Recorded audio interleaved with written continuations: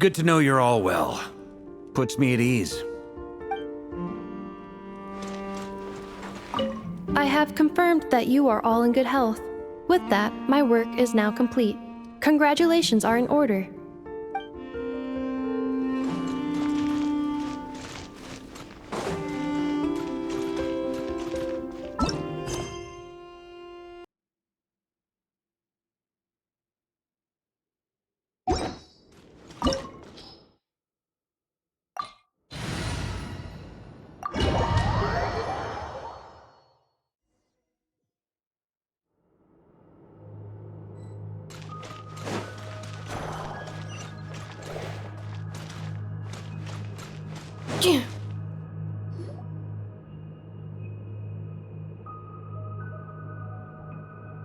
Are these people...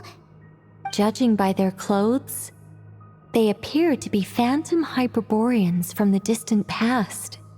That could mean they have some clues about the moon goddess's name, right?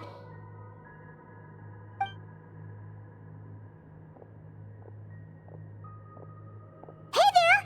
Could you tell us what the moon goddess's name is? Sorry. That's probably a weird question, huh? How do we explain this?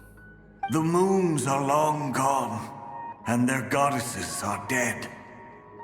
Their names no longer mean anything. When a new moon goddess is born, we will surely know her name. We have used every last resource at our disposal. All that remains is to wait, patiently and quietly.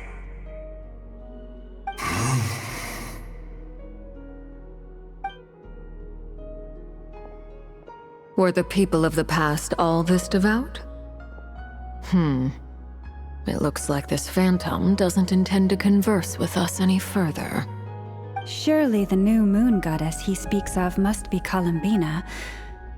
Alas, Kuthar's birth came long after the age in which he lived.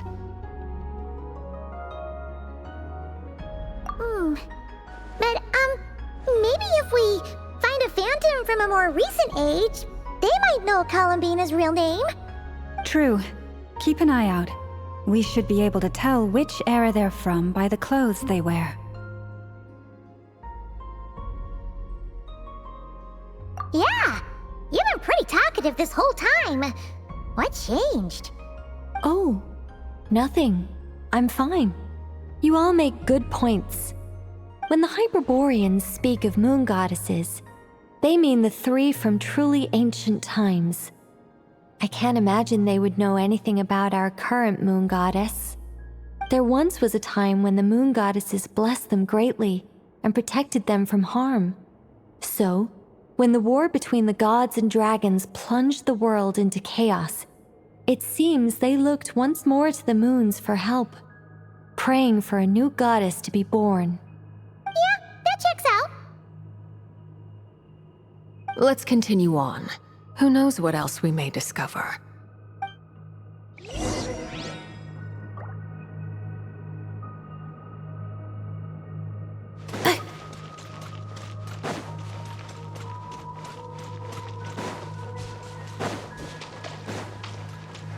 There's a door blocking this path. Not a problem. Try this.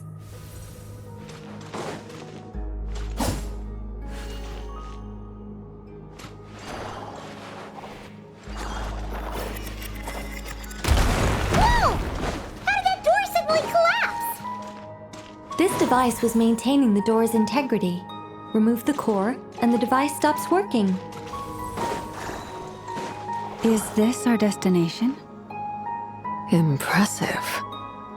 More precisely, this is a device that will help us reach our destination. Let's go. We still have a long distance to cover.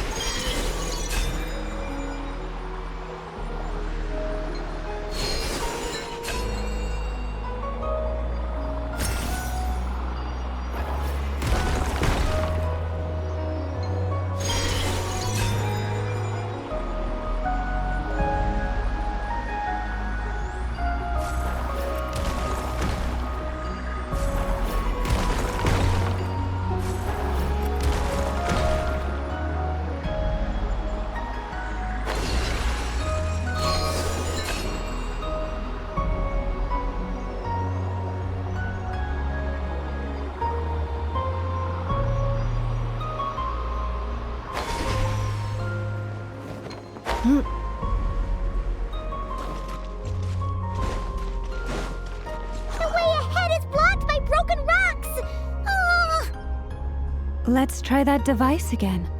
Remember the door from earlier? So it works in reverse, too!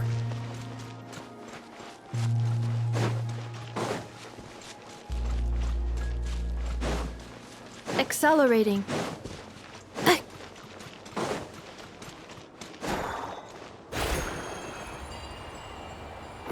The humans we see are all phantoms, but the monsters are real. What a fascinating place. There'll be plenty of time to admire it later.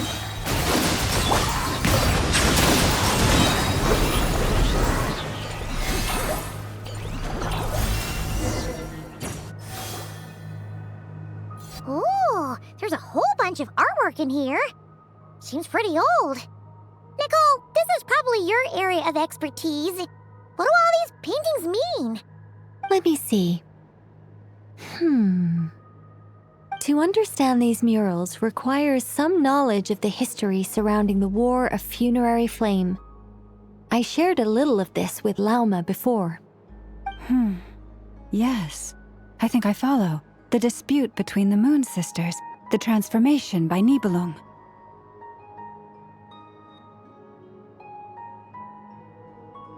Oh no, it's no trouble. I'd be delighted to share the tale again. Alright then. Tevat's 3 moons and their goddesses were brought into being by the will of Nibelung, the then ruler of Tevat. But when the heavenly principles came, they changed the world completely, down to its very foundations. The moon goddesses were nowhere near strong enough to challenge this entity. But the heavenly principles did not view them as heretical entities that had to be removed. Essentially, the 3 moons existed to keep this planet alive and operational, which did not directly conflict with the heavenly principles' aims. Nevertheless, the inherent precariousness of this arrangement would soon be revealed. Nibelung returned. Yes. He did, and thus began the War of Funerary Flame, a battle for dominance between Nibelung and the heavenly principles. Discord would soon emerge between the 3 Moon Sisters. One would voice the opinion that they should follow Nibelung, for it was he who first hung the moons in the sky. Another would argue that taking sides in the conflict would only bring the world closer to ruin. There was no telling where it would lead, especially since their creator had returned, bearing the perilous power of the abyss. Nibelung would eventually discover their disloyalty. He had all 3 imprisoned before transforming the moons into weapons with which to fight against the heavenly principles. What? Weapons? Yes, the very moons that had once defended the planet became instruments of death and destruction, striking terror into the hearts of all living things. And although the heavenly principles and the 3 Moon Sisters had once been at peace, it now seemed that the moons posed an unacceptable threat to Tevat. It is possible that the heavenly principles did not know of the goddess's imprisonment. If so, the weaponization of the moons would surely have been viewed as an intentional breach of the peace agreement. Regardless of who knew what, when, the heavenly principles shattered 2 moons and flung the other beyond the skies.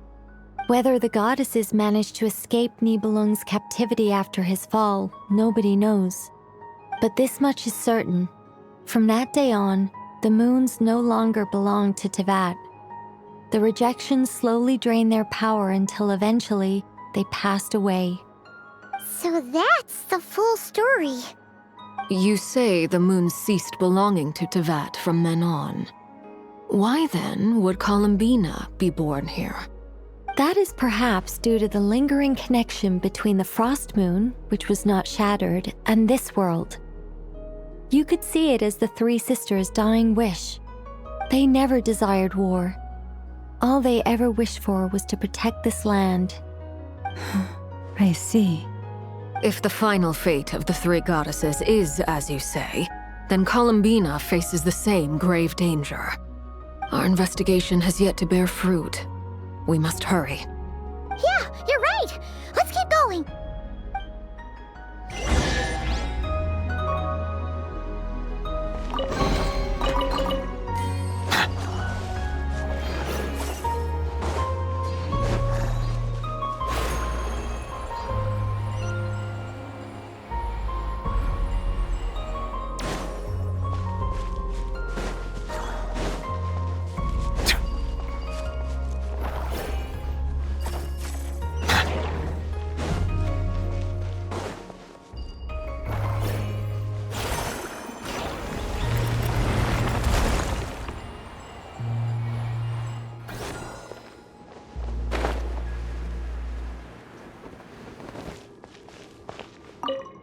Should we trust him to keep his promise? We have to. There's nothing else we can do.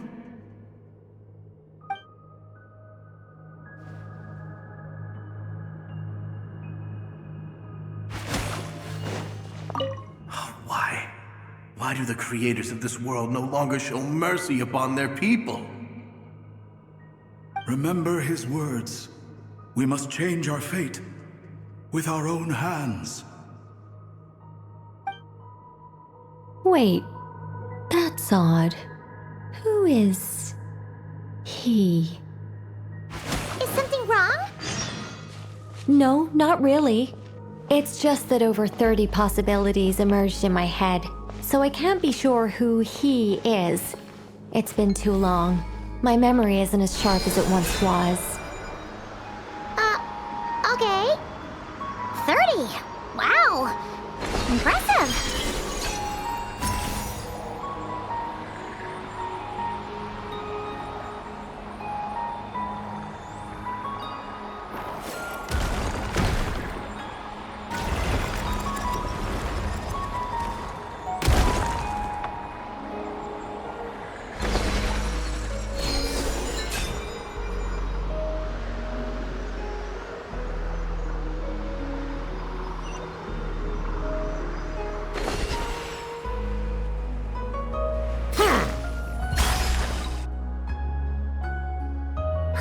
We're finally here.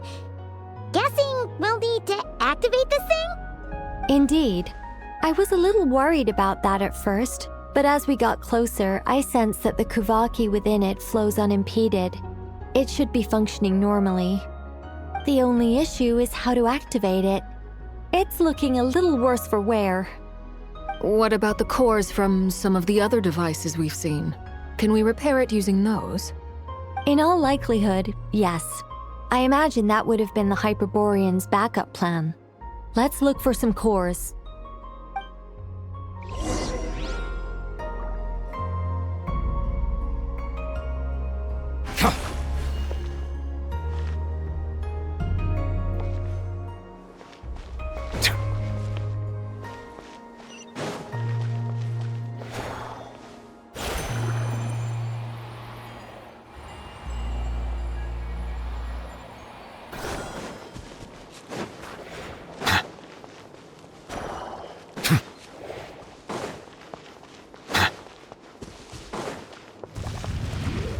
Installation chamber.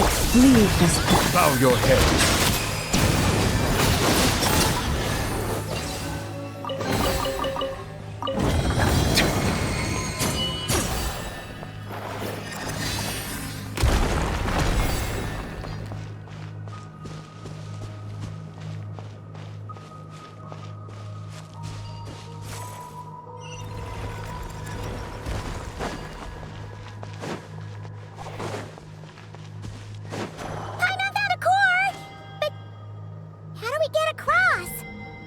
Walk up, then jump down.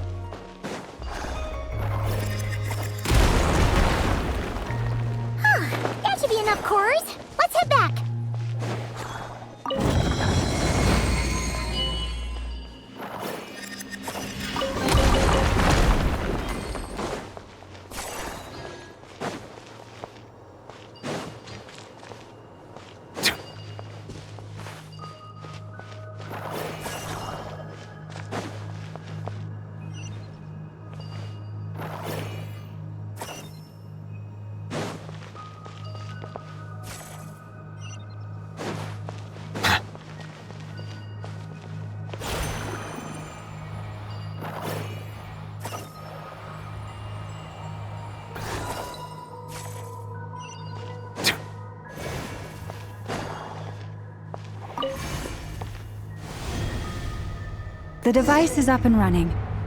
It's hard to believe that the ancients were capable of constructing such things. Paimon sees our destination! It's right up ahead!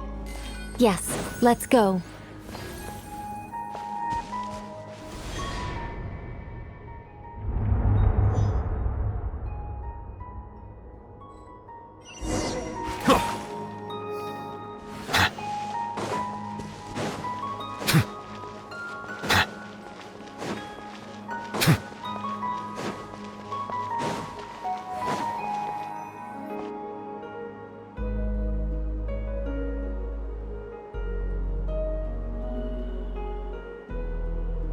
This is where the people of Hyperborea communicated with the moons. We need only place the moon marrow upon this platform on Moon Prayer Night, and we shall be able to open a portal to the moon and send our moon goddess back home. The assumption being, of course, that we can find her first.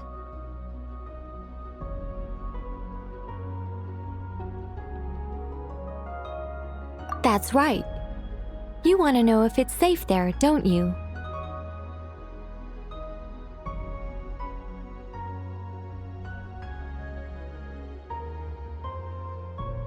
And yet, she has no choice but to return. You know this. Oh, that's not the only issue here. This is the end of the line, right? We've explored everything we can. And despite looking at historical artwork and talking to people from Hyperborean times, we're still no closer to learning Columbina's name. If it's not too much trouble, could you tell me exactly what Alice said to you about finding her name? Oh, sure. What she said was... Then your first job is to find it. As a moon goddess, I'm sure she must have a name she identifies with. Neither Columbina nor Kutar is her true name, and she's never really accepted either of them. Is it not also possible that she has never had a true name? Not at any point in history? That would be a hard pill to swallow. But at this point, we may have to accept that that is the truth. No one knows how she came into being, and she certainly doesn't have parents in any sense that we're aware of. Perhaps she was never granted a name at all. But does that mean there's no way to get Columbina back? She's just gonna disappear and there's nothing we can do about it? Huh? Wait, why all this pessimism? Was it the way I phrased this question? You all seem to be taking this in completely the wrong way. Well, just because she's never had a real name in the past doesn't mean she can't have one now. What? Think about what Alice said again. She never once said that you'd have to find a new name, did she? Are you saying what I think you're saying?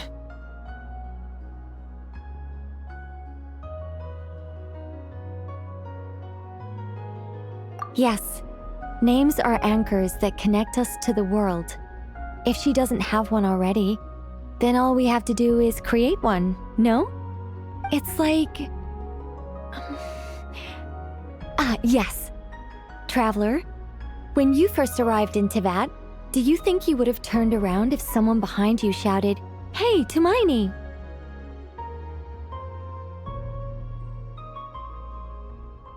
But what about now? I understand what you mean.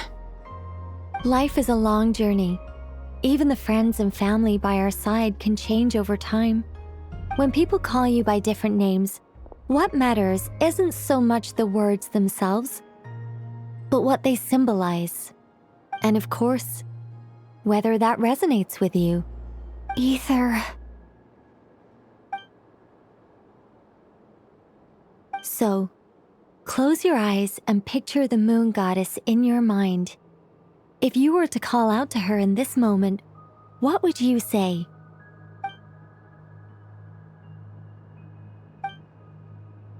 Columbina.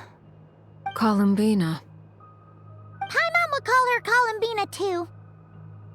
Well, she has long forsaken everything that Kuthar represents. I think from now on I should call her Columbina too. Well, it sounds to me like you found your answer. Are you sure? Is it really that simple? We haven't found her this whole time, and not for lack of trying. For a journey like this, the process is every bit as important as the outcome. Had you not searched far and wide, rejecting every other answer you were offered? How could you have come to an answer you felt was finally correct? Oh, it all makes sense now. This has Alice's fingerprints all over it. Are you suggesting that mage knew from the start that Columbina never had a real name to begin with? I can't say for sure. But I can definitely imagine her chuckling in satisfaction somewhere right now, saying, "Ah, what fun." Llama, your antlers! You should hurry. The festive moon has begun to rise. Do not worry, for when you called the name Columbina just now, I could sense that the power within was enough to summon back the moon goddess. The power within what? The name? Yes. So, the thing is...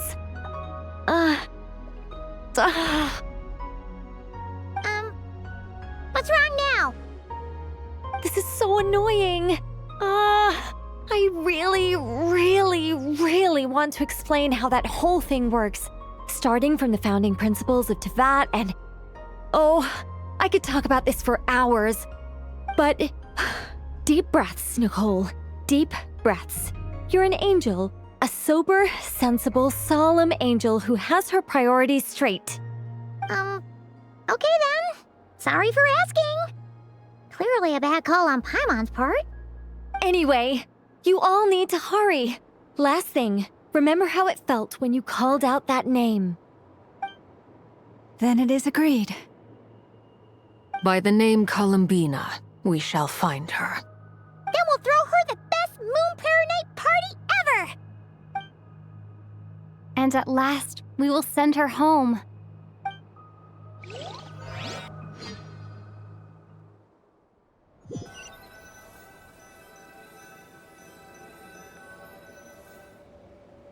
I can barely move anymore. My consciousness is fading away. Have they come back out? I'd love to see them one more time.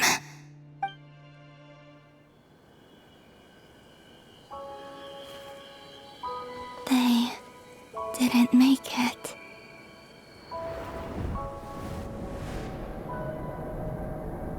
Could you tell me your name?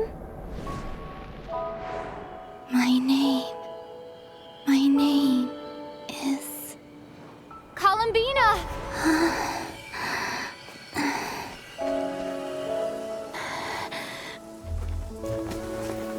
Columbina! Are you here? Columbina!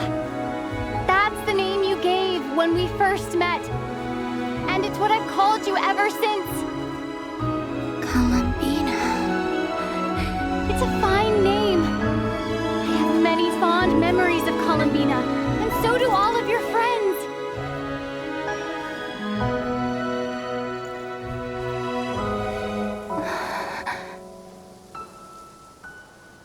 If you like this name,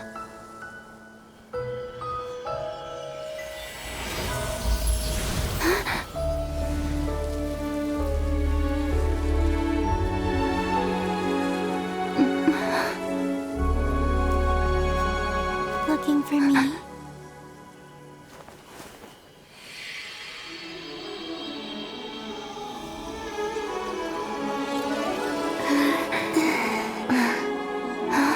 I like it. You can carry on using it. My name is Columbina Hyposelenia.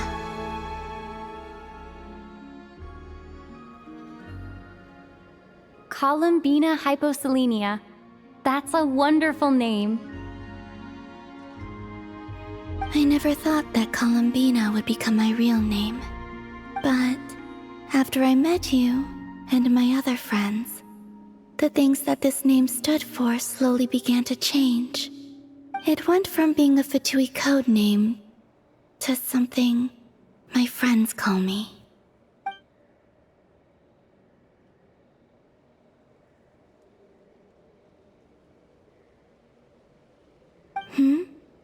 What is it? Why aren't you saying anything? I'm just so happy for you. Thank you. So, where's everyone else? We can go and meet them very soon. Everyone went to different places to try calling your name. Great. I'd like to thank them as well. Everyone's done so much for me. Searching for my name, entering those ancient ruins. Huh? Wait, so you were... Yes, I was there.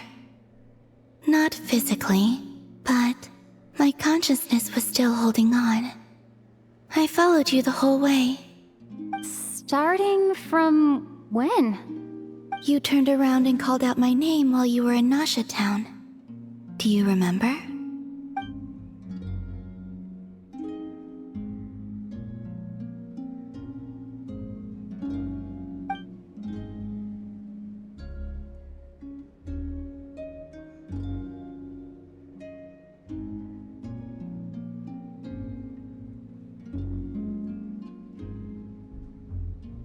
Let's go. We don't want to keep them waiting. Sure. In that case, come with me. But...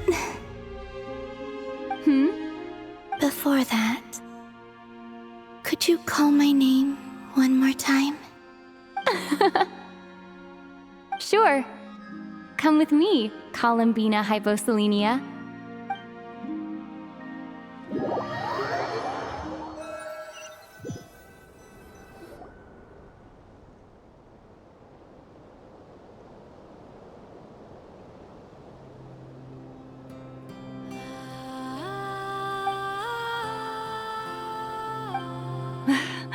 Columbina!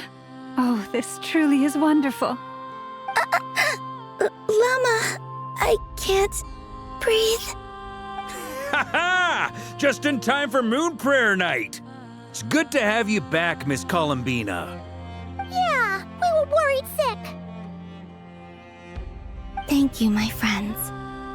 With your help, I now have a name that belongs to me. Columbina Hyposelenia. Where's the second half from? You added it yourself? That's right. It means... Born beneath the moon. Yes.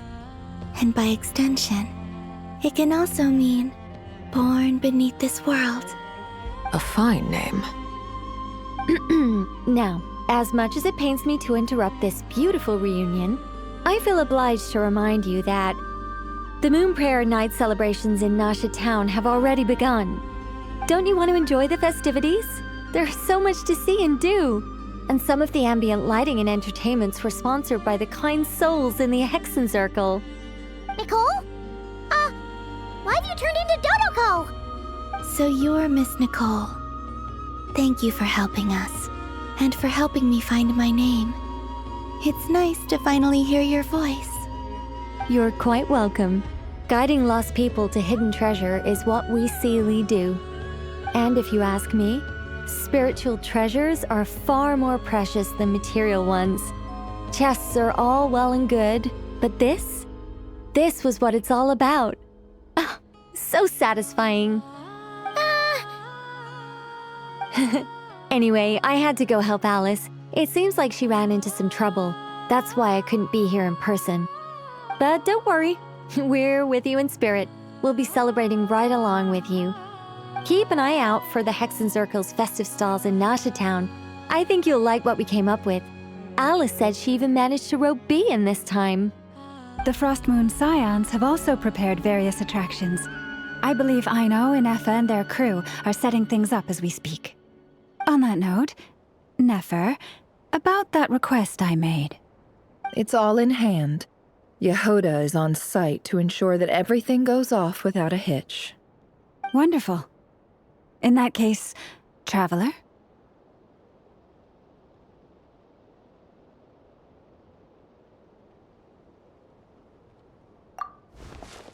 Huh? Come on, Columbina. It's time to celebrate the best Moon Prayer night ever.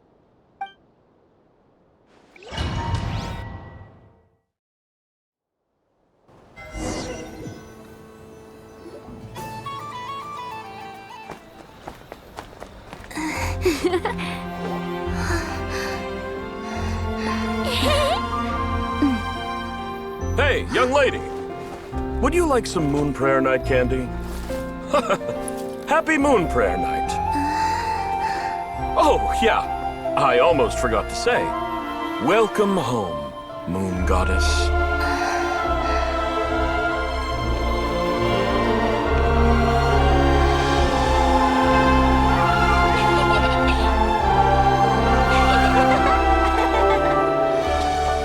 Welcome home, Moon Goddess.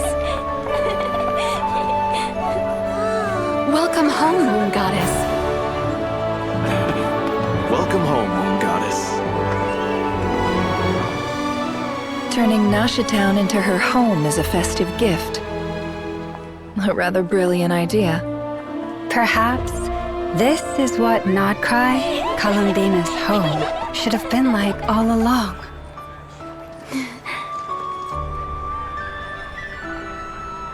Thank you for the gift. I like it a lot.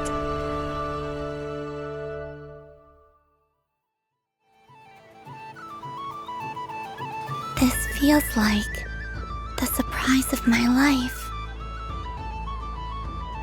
I do.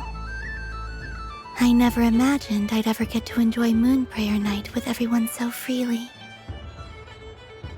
If you're happy, we're happy. Quite a strategy you came up with. Hide the tree in the forest. It's not your usual style, Lauma. Is there something about Moon Prayer Night that enhances what's in your head as well as the antlers on top? Apparently so. It even inspired a perennial penny pincher to use their resources for a greater cause. It truly is a magical festival.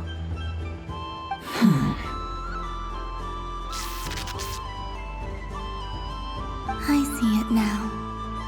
This bickering is actually a sign of a strong relationship. Huh? What's everyone doing here? Oh! Miss Columbina, you're back! Yes, I'm fine now. Thanks for your concern. How's your progress with Alice's assignment? Very well indeed. I've never heard her sound so excited. Not like this. This time her excitement seems more serious. Seems like she's had a major breakthrough. She said she'll contact us once she knows more. In the meantime, we're free to relax and have some fun. Enjoy the time off while it lasts. I have a feeling that our next task won't be so simple.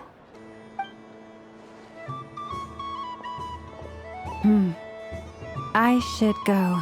I still have a few things to attend to at the Frost Moon Scion stall. And I think I'll take a look around. With any luck, this once-in-a-year festival will come with once-in-a-year opportunities. Hold up a second. Where's Varka? I believe he made a beeline for the flagship the moment he entered Nashatown. Ah, that's Mondstadters for you. They know what they want when festivals roll around. Goodbye for now, Columbina. I hope you have a wonderful night. I will.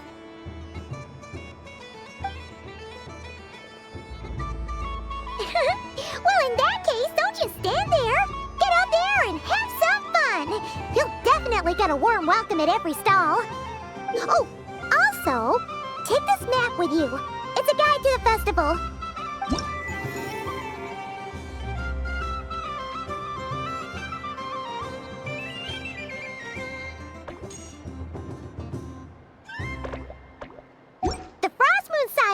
festival is over here. Lauma's invited a whole bunch of cute animals to celebrate too. Over there is the Hexencircle section. Alice seemed more excited than anyone about this festival, so she insisted on making it a grand affair. Oh, and then there's the Nashitown local specialties, including... Actually, forget that. Better if you go check them out for yourself. Thank you. It looks like a lot of fun.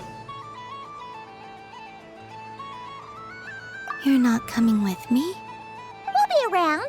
But don't you want to browse by yourself for a bit first?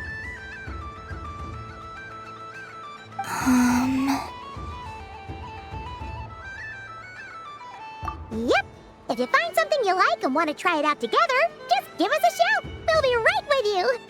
Otherwise, just relax and enjoy yourself. There's so much on offer, so try to experience as much as you can. And don't forget to stuff yourself with all the delicious festival food.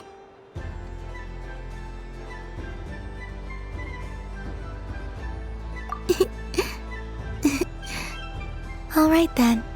Off I go.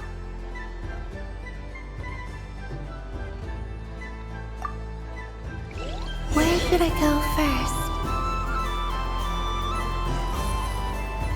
This must be the mage's stall. It feels like I've entered So this is the Frost Moon Scions area. It feels very familiar. But everyone looks much happier than usual.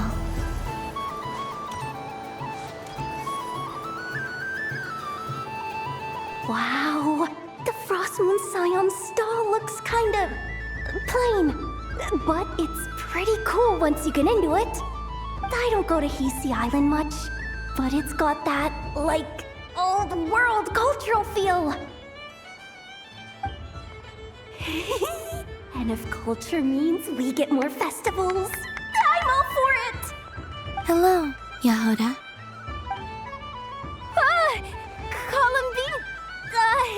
Hello, Moon Goddess. That was too close. I almost gave the game away in front of the staff. Oh, wait, what's the deal with her shoes? They don't make a sound when she walks. I could do with a pair of those. Do you like balloons too? Balloons? Oh, you mean those? What's so fun about balloons? I'm not a kid anymore. They're probably more up Aino's alley. Yes. The animals seem very curious about these strange flying objects. I was drawn here by their voices. I recently learned a fun new game you can play with balloons, so I decided to come and give it a try. A new game?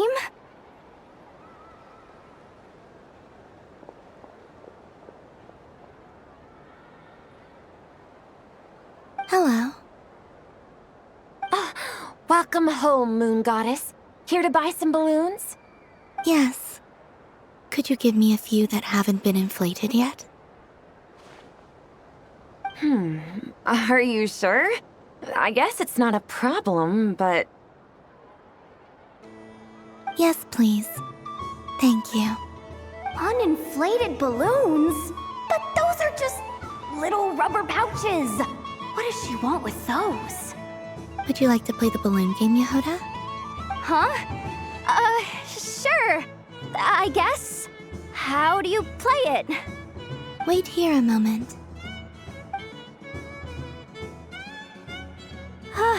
Oh. This is so weird. What have I got myself into now?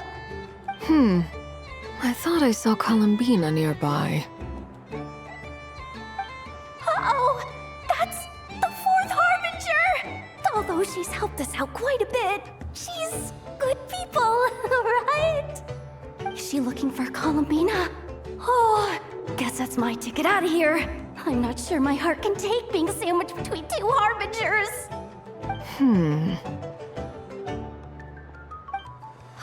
Which stall is she checking out?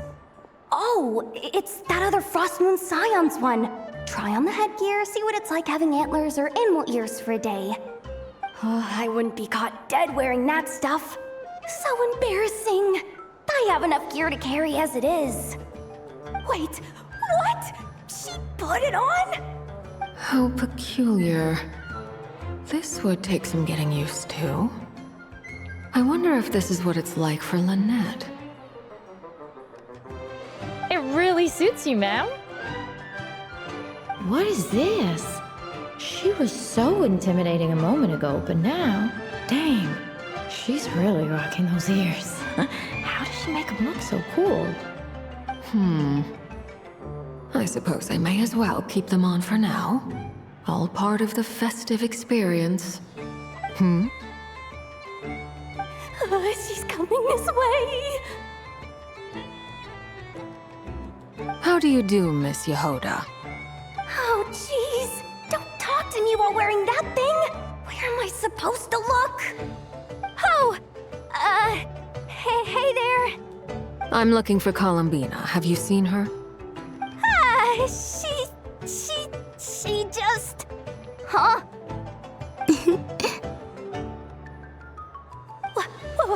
Wait, is that what she meant by balloon game? Yeah. Huh? No fair! How come I get caught in the crossfire? An ambush from the rear? Is this a declaration of war, Columbina? Would you like to play too, Arlecchino? Seriously? Are they gonna start some beef right here, right now? Gladly. That said, I believe there is another who would like to join. Boss Nev! Thank goodness! You've gotta get me out of here! Things are kicking off big time! Hello there. I'd like 10...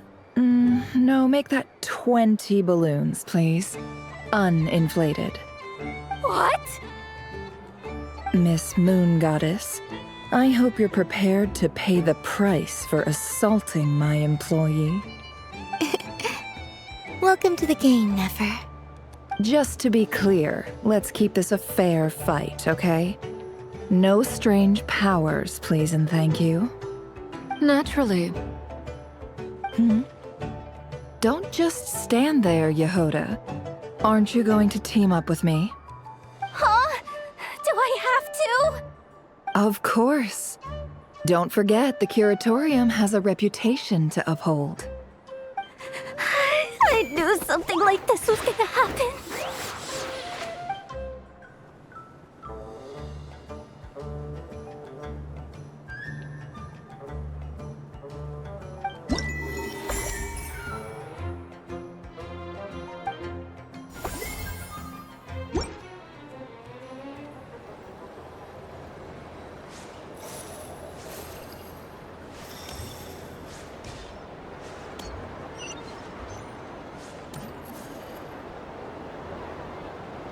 But I was aiming right at it!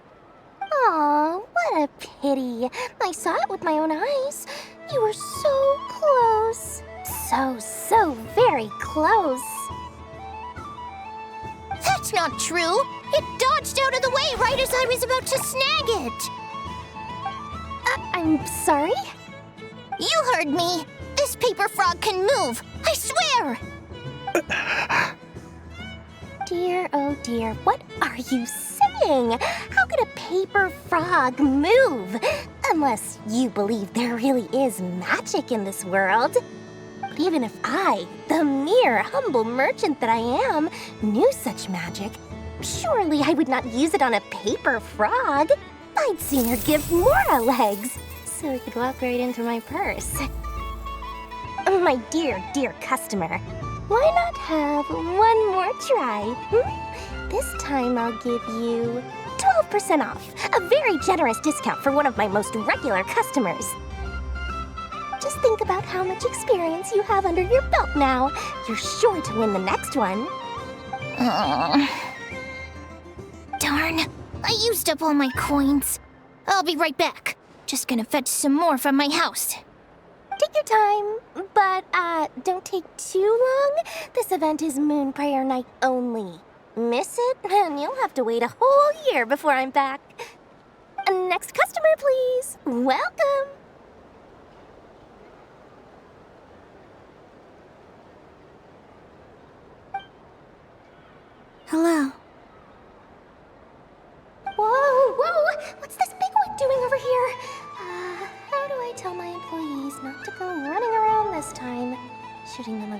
won't work.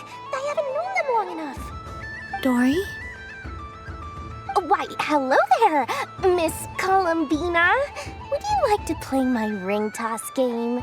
The rules are very simple, and it's easy to get the hang of. How much for a round? Oh, first time's free. Not a single mora. After that, well, we can cross that bridge if and when we come to it. But with your sharp skills, I'm sure you'll win all the prizes in one fell swoop. That was an obvious enough hint for them, right? Right?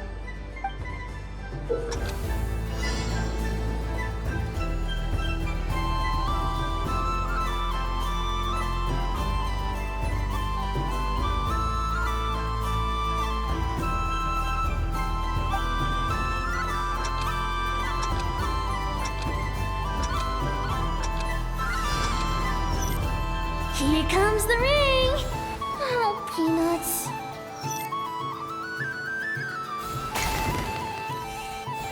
Change tracks! Roselle, should we move or not? Just a tiny bit. All right, then I'll... Oh, sugar plums, not the clock hands. How do I move the legs again?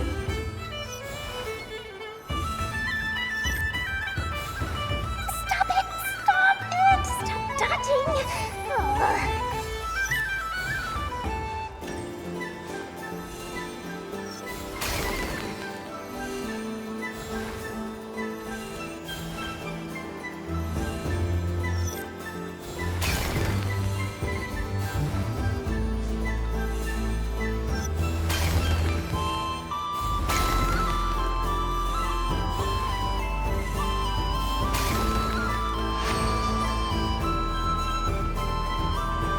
Let's see now. Let's see. Wow, very good. That's the highest score we've had all night. And here's your prize. Now, how about another round? As for the cost... Happy Moon Prayer Night, Miss Columbina. Happy Moon Prayer Night, Durin and Hat Guy. Are you here to play the game? Yes.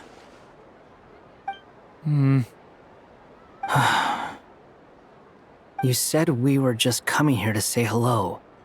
I did, but then I recognized a few more people as I got closer. Do my eyes deceive me? Is that... It's our little dragon! He's all grown up! Someone's popular. Well now, since you came all this way, why don't you try out this lovely game we have going? First try is free! He'll have a go. I'll pass. It's only one free try per customer. You can't give your try to him.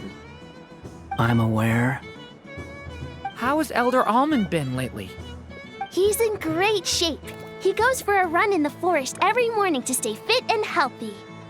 He tried to go boat racing with Firecracker a while back, but he couldn't even make it onto the Lotus Leaf. Firecracker was in fits of laughter. How about you, little dragon? Can you still fly? Yes, I can. But you've become less chatty. Has growing up been tough on you? We call that maturity. You know, the thing people sing about. The knight wields a sword of stone to defend those hearts that are made of gold. Stone is very heavy. That's what keeps them from talking too much. That's awesome! I want to be a knight when I grow up too. Ring, here I come! Ha! Oh, the hat-wearing man. I never thought I'd see you again. You seem more determined than when I saw you last on the train.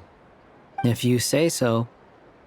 Oh, I do say so. The people you once helped see it clearly. It's because you are once again on the right track. May the engine in our hearts propel us to the station of our dreams. I can move! I can move now, Roselle! What are you doing, running into the rings like that? You got them all so quickly! have never seen anything like this in all my travels. Is this guy actually an old friend of theirs? But how? They're origami animals and clockwork people from a fairy tale. Getting to know them would be quite an arduous task, unless they share a hometown? I have to get to the bottom of this. Next time I see the Great Mage Alice, I shall demand answers. Thank you, Dory. I had a lot of fun. Now for your prize. Where did I put it?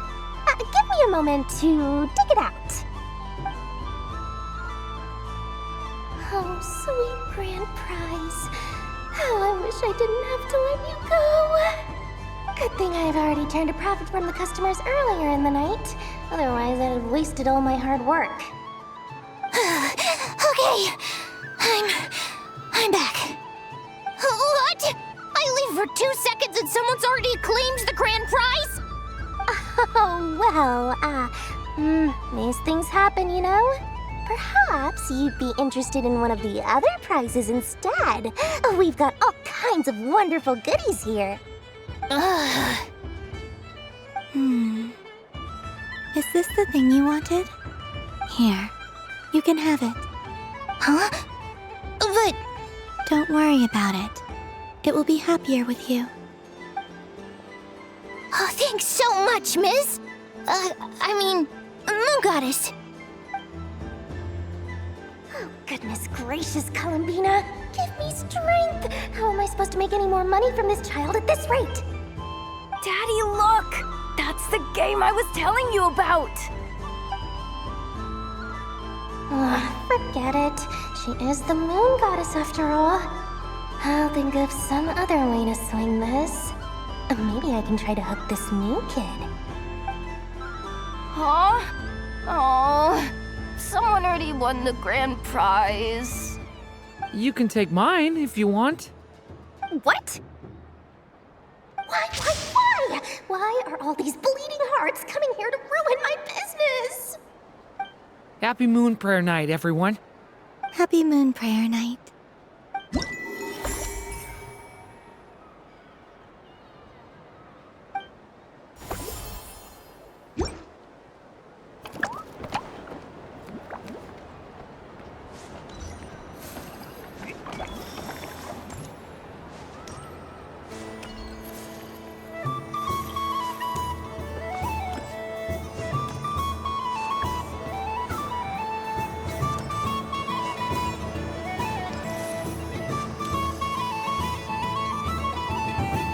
Days.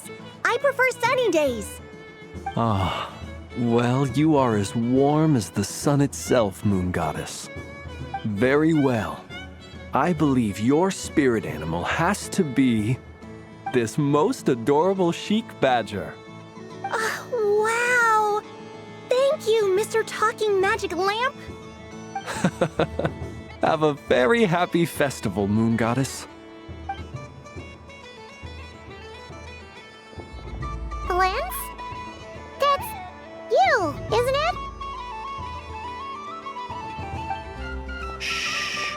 It's our little secret, my dear traveler in Paimon.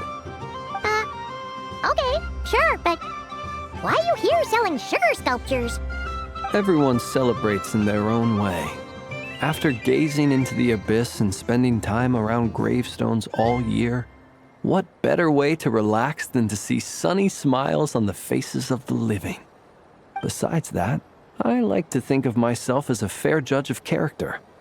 I dare say matching personalities to confection suits me rather well. That's not what Paimon was talking about. Aren't you afraid that your true identity might be exposed? Should I be? There is all manner of magic in the air this Moon Prayer Night, thanks to the work of the great mages. I see Miss Columbina is hiding in plain sight. Why should I not do the same? Why miss this rare opportunity to enjoy a special evening in my true form? Fair enough. You got a point there. People who don't know you will probably think you're just a talking lantern. Well, now that we see eye to eye, what brings you here? Not a search for your spirit animal, I presume? Ah, well, actually... Here, see for yourself! Oh, this is... How wonderful. A beautiful idea. Yeah!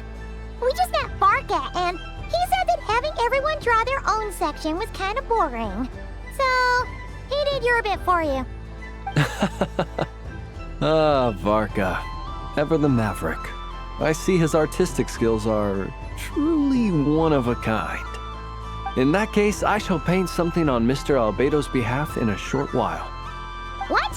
Why not now? Ahem. Welcome home, Moon Goddess. Phew, that was close. Hello, Flins. She recognized you right away!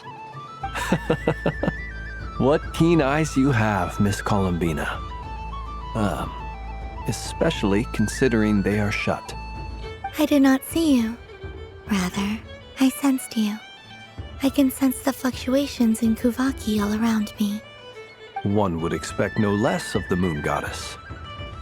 Might I interest you in some candy? Yes, please. Excellent. I shall make some for you right away. Hmm?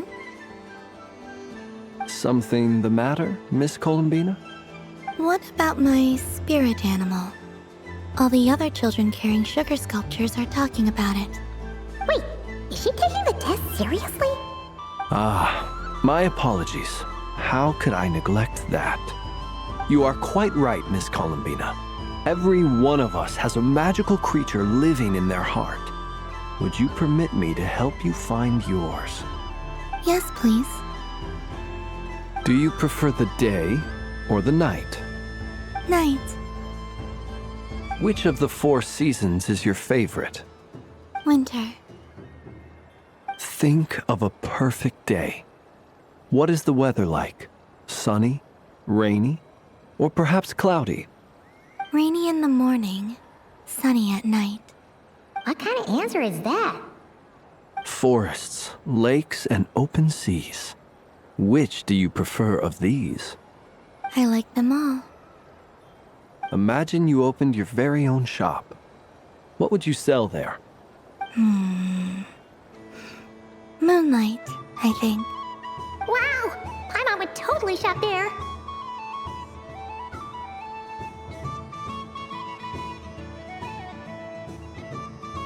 It wouldn't cost anything. You'd just need to visit. Aha! I believe I know what your spirit animal is. Here, for you. Oh, it's a Kohenki! Indeed. A free-spirited being with a deep love for all things here in Nodcry, who selflessly lends her aid to as many people as she can reach. It is the perfect fit for you, Miss Columbina. Thank you.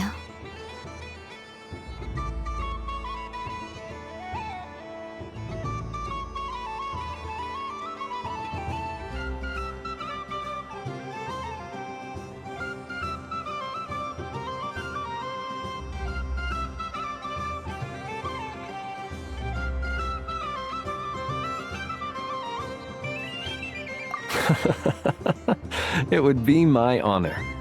But you shall have to forgive me. We have known each other for quite some time. I doubt there is any answer I could give that would come as a surprise to you. So instead, would you accept this sugar sculpture as a token of our friendship? It's a lantern.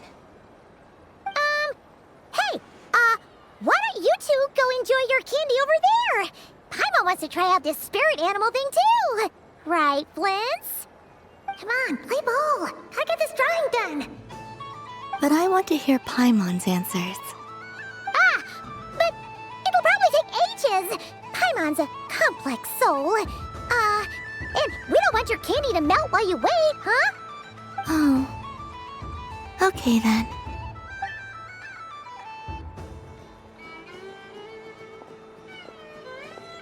Phew. Nice excuse, Lady Paimon. That was some quick thinking. Yeah, no thanks to you. Although, help next time.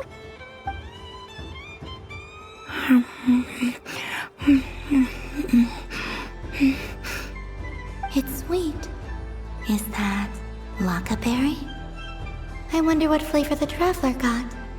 This way, this way! It's the candy-selling lantern! I'm coming! Of course. Traveler, maybe we can share?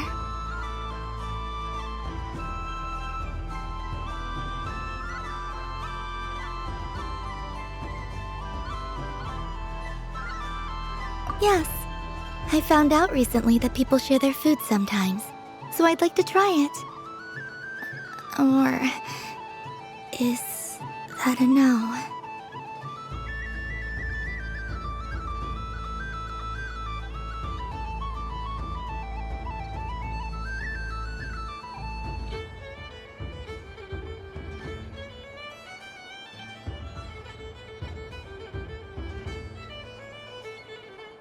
Thank you.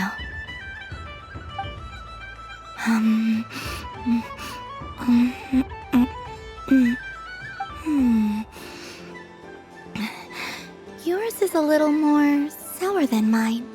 Here, you try it.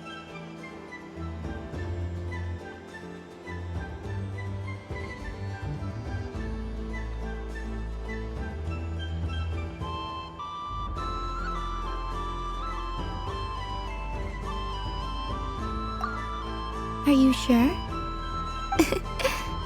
Amazing.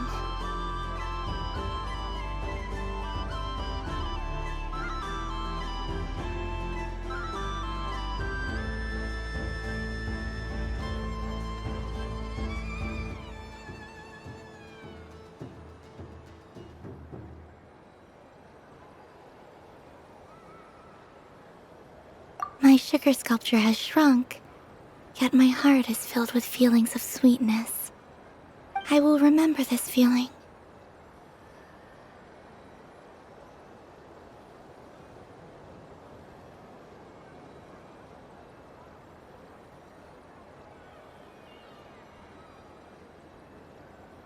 Sure.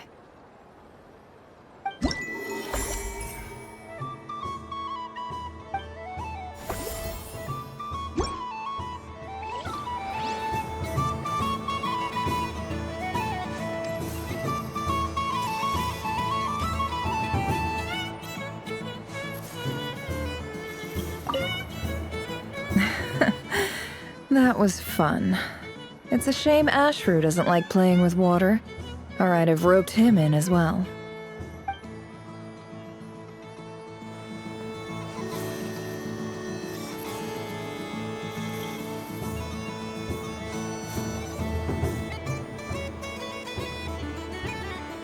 I wish for a never-ending supply of laka berries. What a humble wish. Probably written by a child.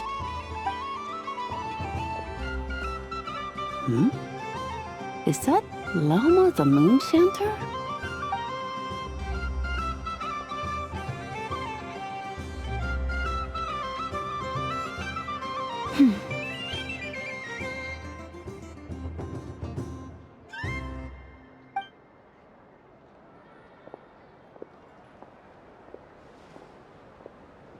I wish that the long plume ibises would stop biting me. Oh dear, poor Lauma. All right, I'll write that one down for you. I got it. While everyone else is celebrating Moon Prayer Night, you're as busy as ever. I don't mind. It's rewarding work. A good kind of busy. My antlers are at their heaviest tonight, and the Kuvaki waves are especially strong. But as I help these dear friends hang their wishes up, I feel a great peace within myself that is hard to describe. You see, they are all such beautiful wishes, and they are ones that we can fulfill by our own strength. Do you blame me, Llama? I want to hear your honest answer. It is by the help of so many people that I can return to the moon. But I feel as though I've hardly done anything in return. You've done plenty, Columbina. I say this in earnest, both as someone who knows your history, and also as a friend, who has seen what you've been through. What about as a moon chanter? I feel proud to honor our moon goddess's wish. And I'm sure any moon chanter in history would have felt the same way. Thank you for your kind words, Llama. But... Since you asked for my honesty, I won't lie to you. My feelings are mixed right now. Besides pride, I also feel... I suppose it's a reluctance to let go. Once you return to the moon, we will be far apart and separated by a false sky. I'm sure those of us left behind will gaze up at that sky, yearning for the moon once in a while, just as you used to do. I will miss you, Llama. I will miss you all. I hope to stay in touch.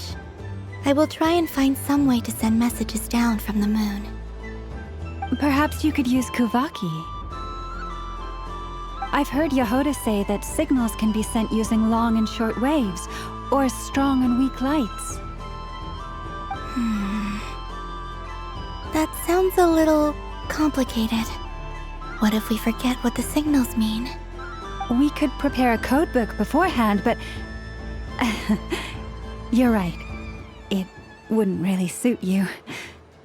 Still, whatever happens, I believe that you will find your own unique way of communicating with us. And now that I think about that, my heart feels lighter. Because you trust in me? Yes. I have faith in you, and in the power of truth. In my experience, the truth tends to be difficult. But that's what makes it stand out from what is false. So I'm confident that your thoughts and your love will shine through the curtain of lies. We will know it when we see it. Thank you. Now, could you help me hang up my wish? Is this? I wish that all who dwell in this moonlit world can find a place to belong. And I wish that I shall one day see my friends again. It's 2 wishes. I hope that's not too greedy of me. Not at all. And I think you speak for us all with the second one.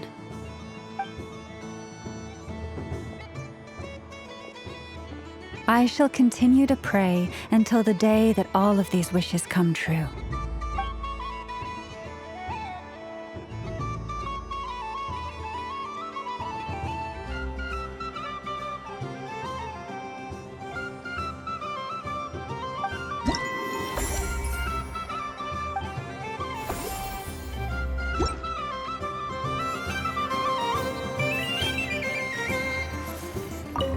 Yes. May everyone's wishes come true.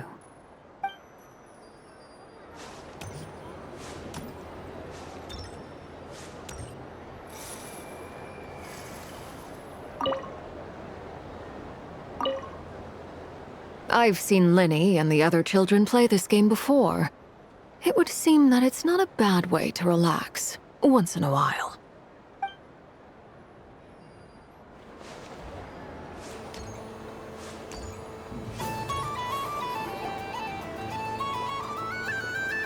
Dodoco's Whirligig!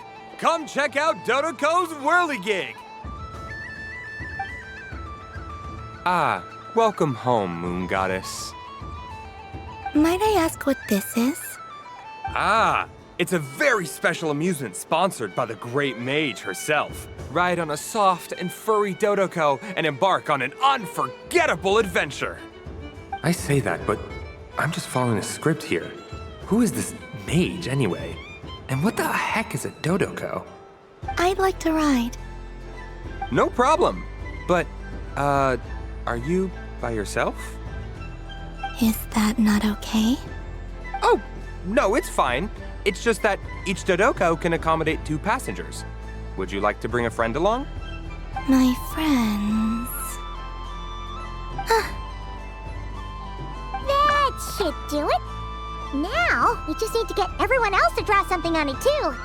But we gotta keep it a secret from Columbina. Traveler,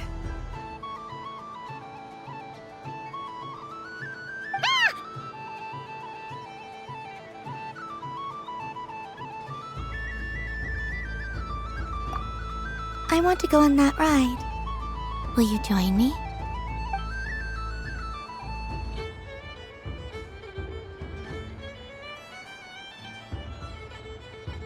Let's go then.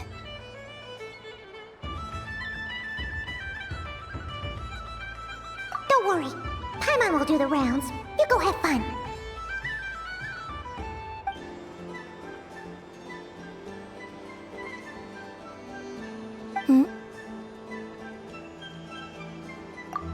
All right. I think we have to wait in line over there. Please take your seats. For safety reasons, you mustn't try to leave the ride before it comes to a complete stop. All right, you're all set. I wish you both a wonderful journey.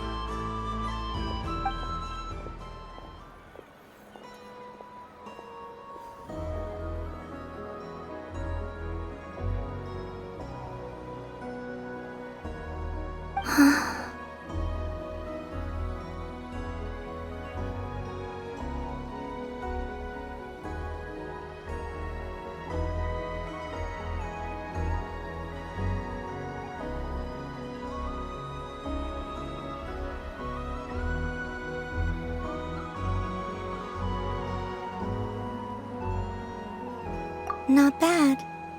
It reminds me of riding a moon lane. Sometimes, the Kuhenki circle around me like this, playing their beautiful melodies.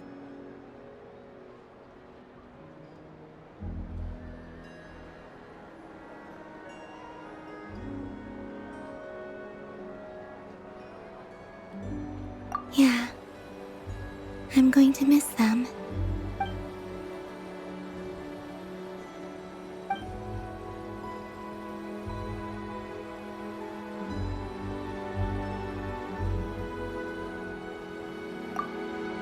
It does. I've felt scared in the past, too. But this is a little different. You know something? I got to see a lot of fascinating things during my disappearance. I saw how the Frost Moon Scions act around their families. So different than how they used to act in my presence. And I also saw how they interact with their friends.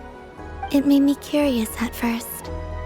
Why do people act so sincere when they're worshipping gods, but save their truest, warmest feelings for each other? Slowly, I came to realize that it's because they trust one another. They know, deep down, that they'll be accepted for who they are. All of it. The good and the bad.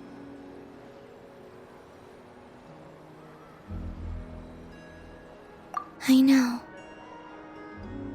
I knew it the moment you started calling out my name. What I fear now is the end.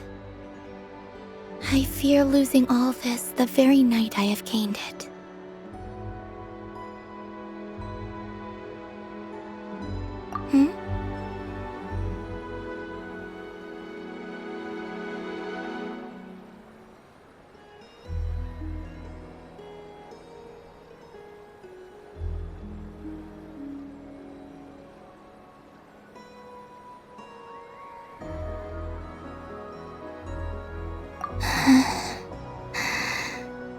Thank you for this conversation. Thank you for listening to me. Don't worry. This fear I have, and the unknown that awaits me, they cannot hurt me. Not when I possess a treasure far greater. I just want you to remember this version of me, the real me, on this final night together. Dear passengers, Dodoko's awesome adventure has come to a close. Please leave in an orderly fashion, and we look forward to seeing you again in the future. Don't want the journey to end, huh? Don't worry, you two.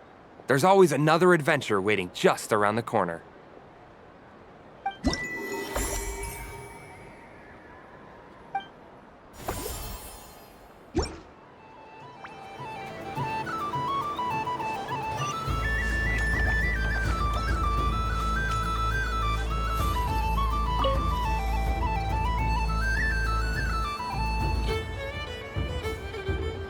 I wouldn't say it's unfair exactly.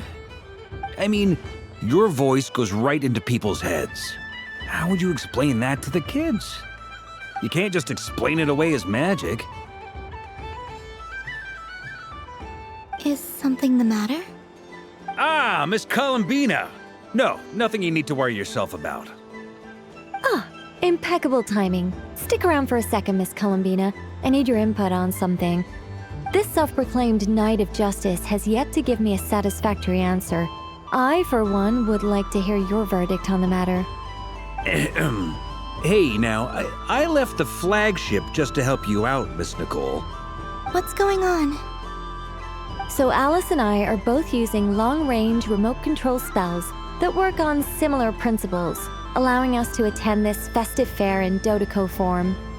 Sorry, let me backtrack a little. While similar, there are some key differences.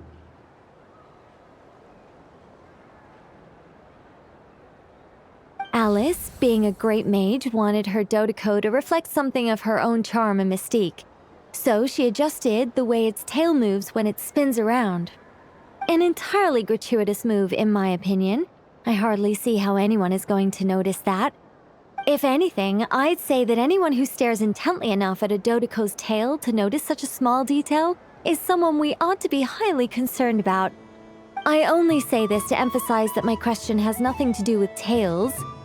Now that we're clear on that, why is Alice's Dodoco permitted to interact directly with the children celebrating Moon Prayer Night, while mine is not? Your voice speaks directly into people's minds. See? Exactly what I said.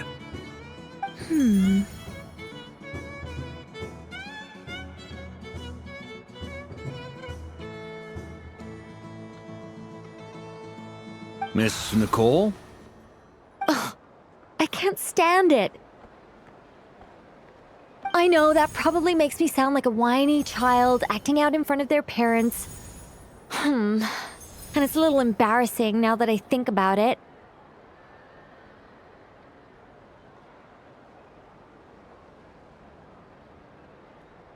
But hey, I've said it now, I can't take it back. That would be even more embarrassing. Also, don't go reading too much into that analogy.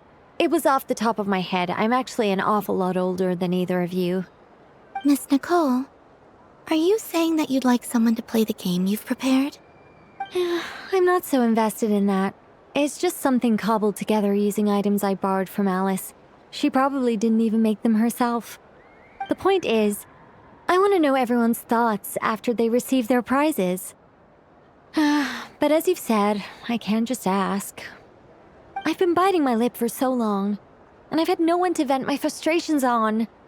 I thought this was going to be a nice, straightforward festival where I'd get the chance to guide people to treasure. Well, can I play? I can't guarantee that I'll win a prize, but... You will?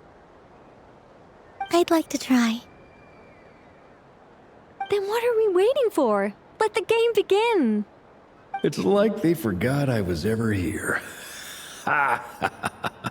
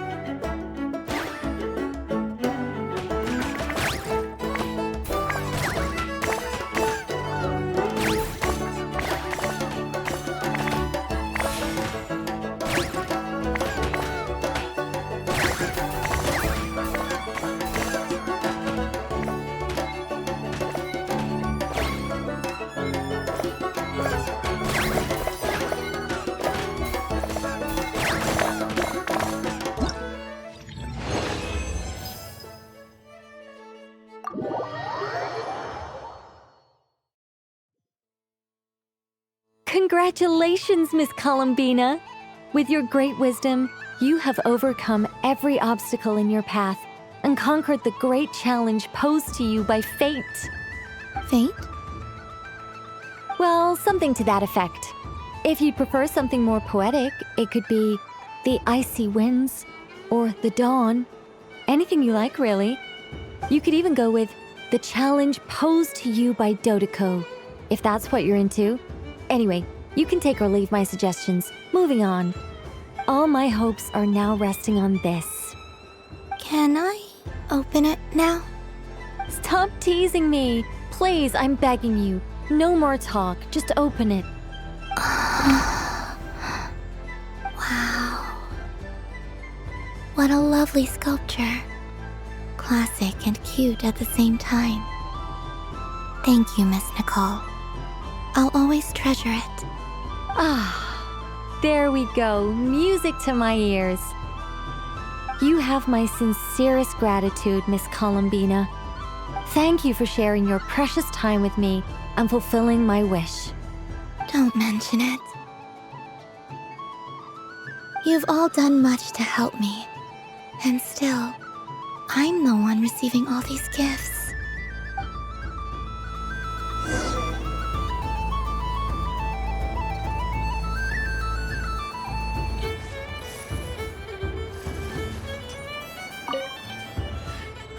It'd be rude to just leave without saying anything. But at the same time, I don't want to barge into their lively conversation just to announce that I'm leaving. I guess I'll just wait a little longer. Huh? Albedo? This sketch is for you, Grandmaster. Oh, a gift for me. Thanks. Let's see what you've done for me. The North Wind left in the lurch.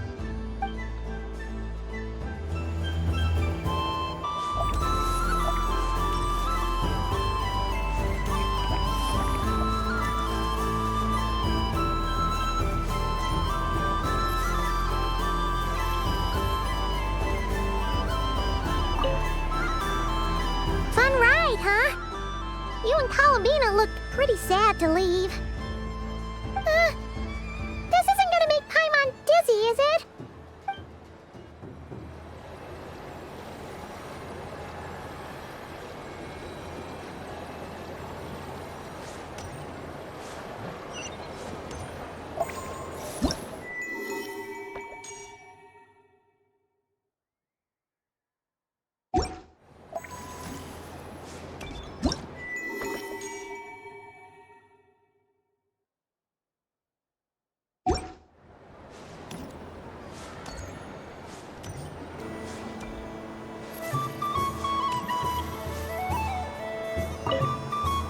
Done being a do-gooder yet?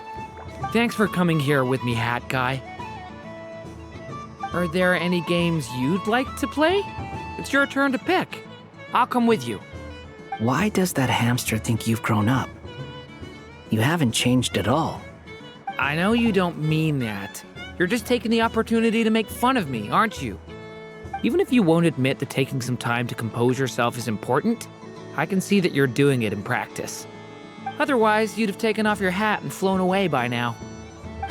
Looks like Albedo's socialization program has been far more useful to you than all those Vahumana textbooks.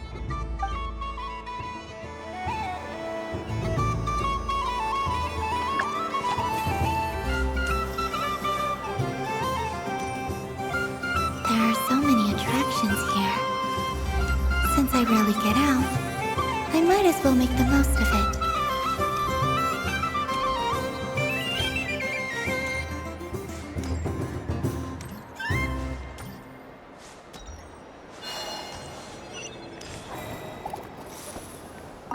If all the prizes are gone, I might as well close up shop for the day. But you haven't had your fill of fun yet, right? So the next time a customer shows up, you're going to have to run faster, all right?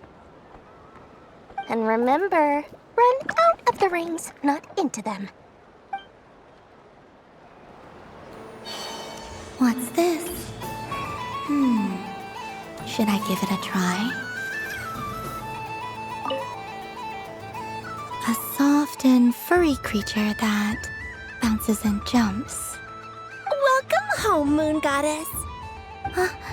This one talks too. Allow me to introduce myself. I am a Dodoco from a distant archipelago, the most mischievous of all my Dodo brothers and Dodo sisters. When the going got tough, I powered through, and when I met obstacles, I boomed them away. That sounds like a lot of fun. Doesn't it just? Oh, but then the trouble started. Recently, I found a lovely beach, the same beautiful jelly color as my hometown, and so I dove in to have a look. Only to find it overgrown with seagrass and nasty little spiky fish everywhere, looking to turn me into a Dodoco kebab. I made it back to shore by the skin of my teeth, but my tail was sorely hurt. Couldn't you just boom them away? Oh, I wanted to, believe me. But I've heard that you, Moon Goddess, can understand animal speech. The last thing I wanted was to cause a gigantic fuss and get taken to court by a school of spiky fish. I'd be driven out of these waters for good, and my winter holiday would be ruined. And so, dear Moon Goddess, I was wondering if you might lend me your allegiance. Are you roping me into a crime? Oh, let's call it a once-in-a-lifetime carefree adventure. Does that sound better? All the festival goers tonight are dressed up as the Moon Goddess, but there's nothing to say that the Moon Goddess can't disguise herself as a Dodoco, is there? Besides, this is your home. You should be free to be whoever you wish. I'm afraid I'm not well acquainted with Dodocos, Madam Mage. Oh, that's quite all right. We Dodocos are innocent, happy creatures with a free-spirited nature. Many, like myself, are mischievous troublemakers. Others are lazy souls who like nothing better than to lie down on a nice rock and take a nap. In our eyes, every creature who yearns for happiness and freedom is a Dodoco. But perhaps in yours, we Dodoco are a fluffier and more mischievous breed of Kuhenki? Yes, that is a much easier image to follow. Oh, wonderful! Then let's play! Grab onto my tail and follow me into the sea! Time to settle some scores with the bad guys!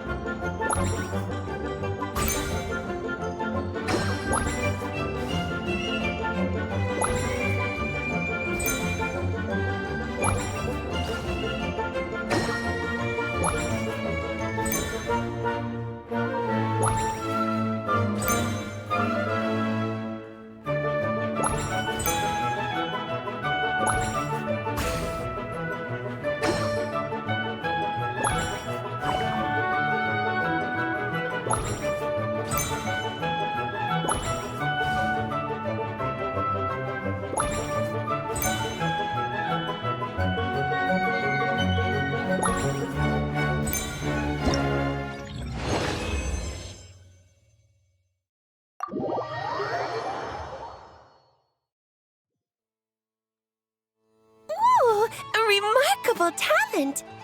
So, what do you make of it? The use of Jumpy Dumpties doesn't come as naturally to me as Kuvaki, but their unpredictability makes it fun. I think they call this novelty. Indeed! And how did it feel blowing those pesky nuisances away? Not bad. Any guilt? What do you mean? Oh, wonderful. Lovely answers to all 3 questions. You've passed the safety test. Now I can give this special bomb to you as a souvenir. Remember, if you find any meanies living on the moon, you can use this to boom them into oblivion. I will.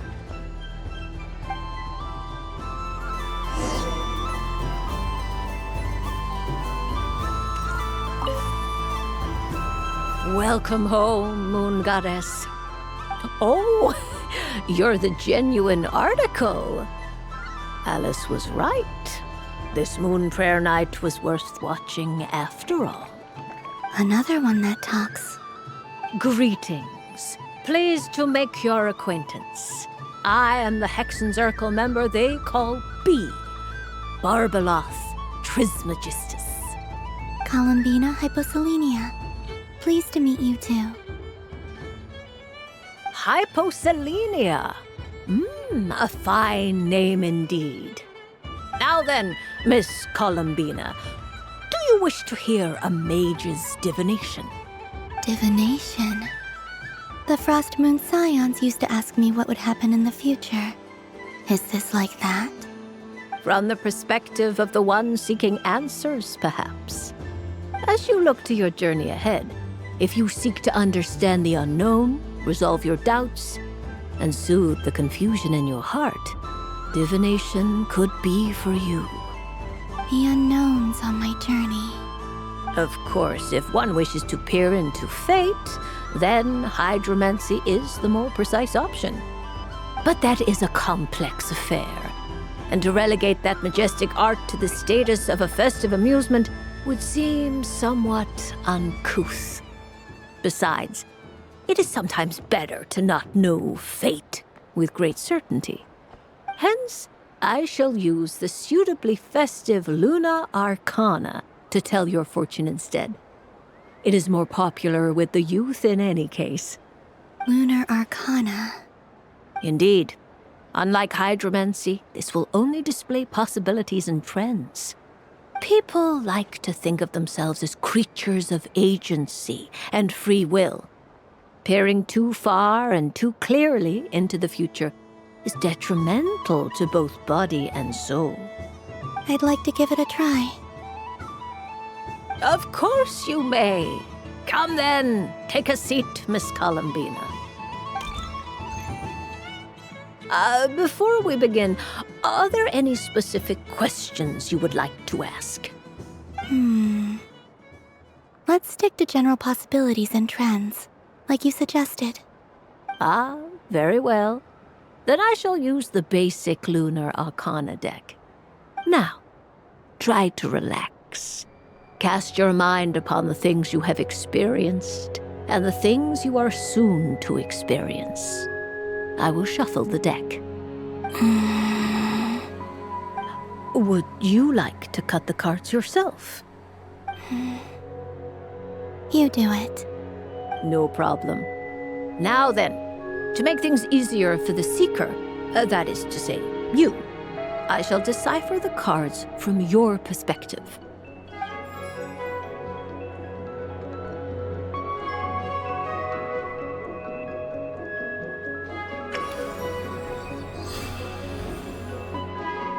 Please, draw the first Lunar Arcana. This represents destiny and is the foundation for the divination as a whole.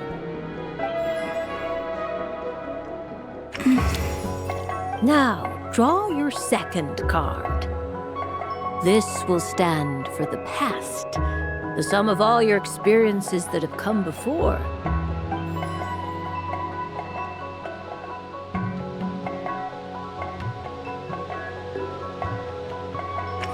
And now the third Arcana. This is the present, your interpretation of the current moment.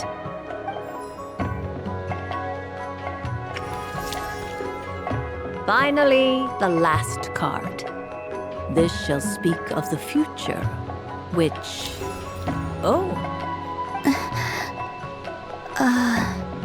Kuvaki pulse? Fascinating. I've never encountered this before in my role as a diviner. Something has exerted an influence upon this card, causing it to leave its designated position. What do you make of this, Miss Columbina? Perhaps this is the guiding hand of fate in action. Of course, if you wish, you can choose to deny the validity of this card and draw the future for yourself. No, it's fine. Let's go with this one. A bold decision. I must say I'm looking forward to the results. Well then, let us flip the lunar arcana in sequence and see what emerges. Sure. First, Destiny. No surprises here. The card that represents yours is the moon. The moon. Indeed. The moon can represent the truth at some times, but deception at others. False peace, destructive calamity, and the world-changing power that lies within. When the moon is placed on the destiny tile, it indicates that your destiny is not what it may appear on the surface. Instead, it may yet have a hidden side. It symbolizes a journey through the fog, fraught with uncertainty and deception, where one must face inner challenges head-on. I don't understand. Patience, my dear. This is but the first card, which serves as a basis for the interpretations that follow. Our divination will only grow clearer from here on out. Now then, flip the second card, the one that speaks for the past.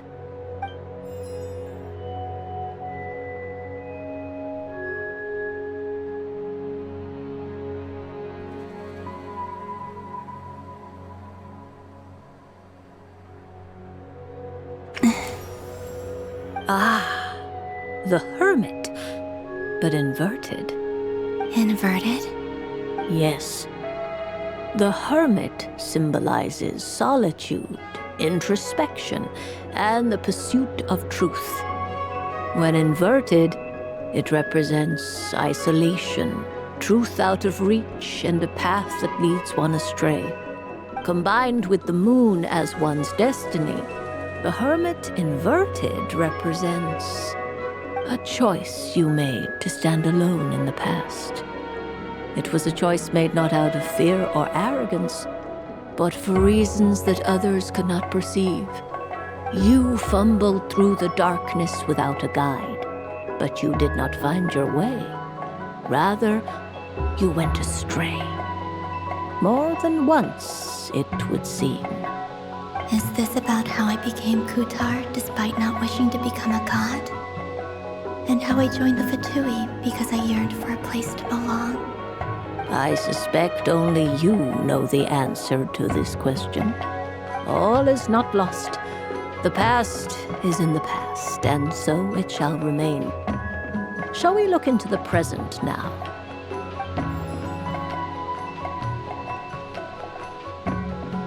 Oh my. The Lovers.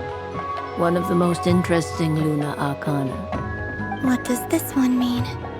This means that you have had an unprecedented emotional experience.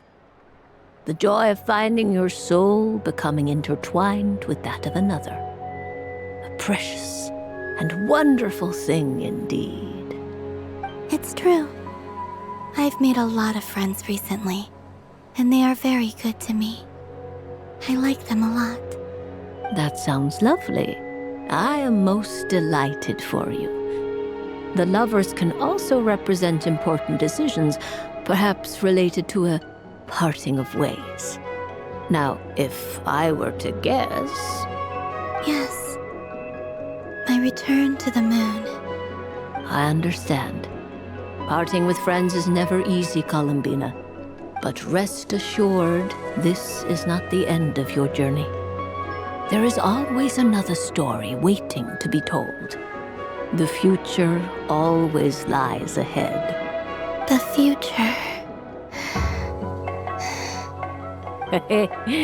Well now, it's finally time to flip this most mysterious of cards. Why did it appear? And what does it wish to tell you? I'm ready. Very well. Flip this card and see what lies on the other side.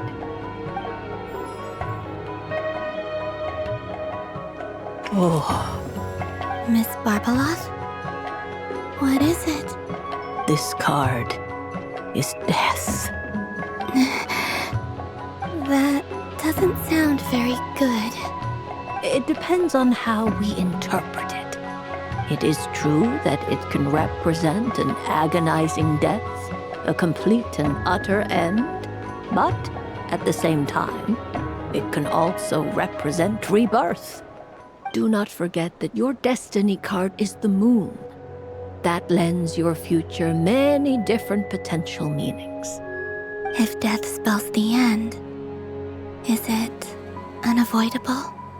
As I have said, divination can only display general trends. It is a rough guide, but it does not show predetermined outcomes. Allow me to summarize it for you. In the past, you may have lost your way, but now you have gained new connections and new strength. You now face an important decision, one that may bring about a great change in what is yet to be. This change might, in turn, be the end of all things, or their beginning. But remember, everything is subject to change because of the moon present in your destiny. You must see the truth clearly and face your innermost thoughts. The truth. My innermost thoughts.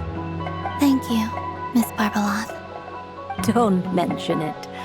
Some people dislike divinations, the fear of glimpsing an ending to their story that they wish was not so. But I can see that you're different. The result of this divination will not sway your decision. This is a rare quality, and one that diviners always hope to see in the seeker. We are here merely to guide, not to exert undue influence. I understand. Go then and illuminate your future, Miss Columbina. The moonlight that shines from you now is most captivating.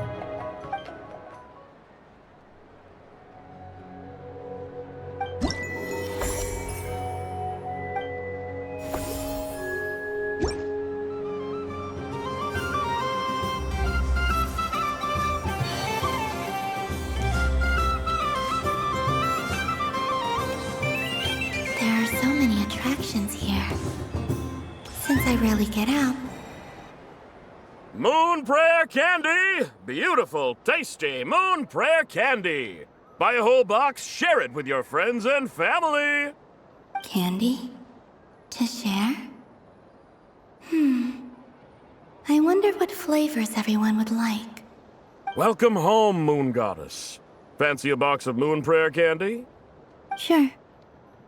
I knew you would. Now, what flavor would you like? I'm not sure. What flavors do you have? Is this for yourself or as a gift? A gift for my friends. Ah, I see. In that case, I'd recommend apple, lockaberry, or midsummerberry. Those are the most popular. Do you have nocturnal blossom flavor? Huh. I've seen couples give those as gifts before, but I did not know they were edible. No? Okay then. Moonfall silver? You did say this was for friends, right?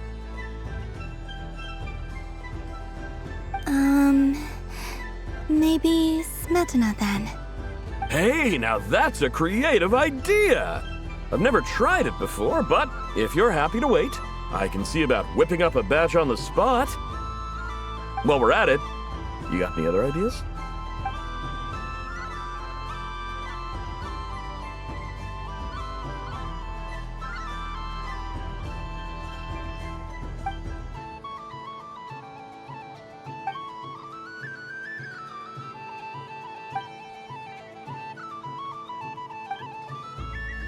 Here you go.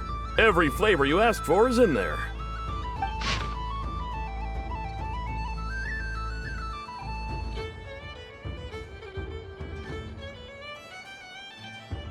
Thank you. I should be the one thanking you! You brought me a whole bunch of new business. It's like a genuine blessing from the Moon Goddess. I hope you and your friends have a lovely night.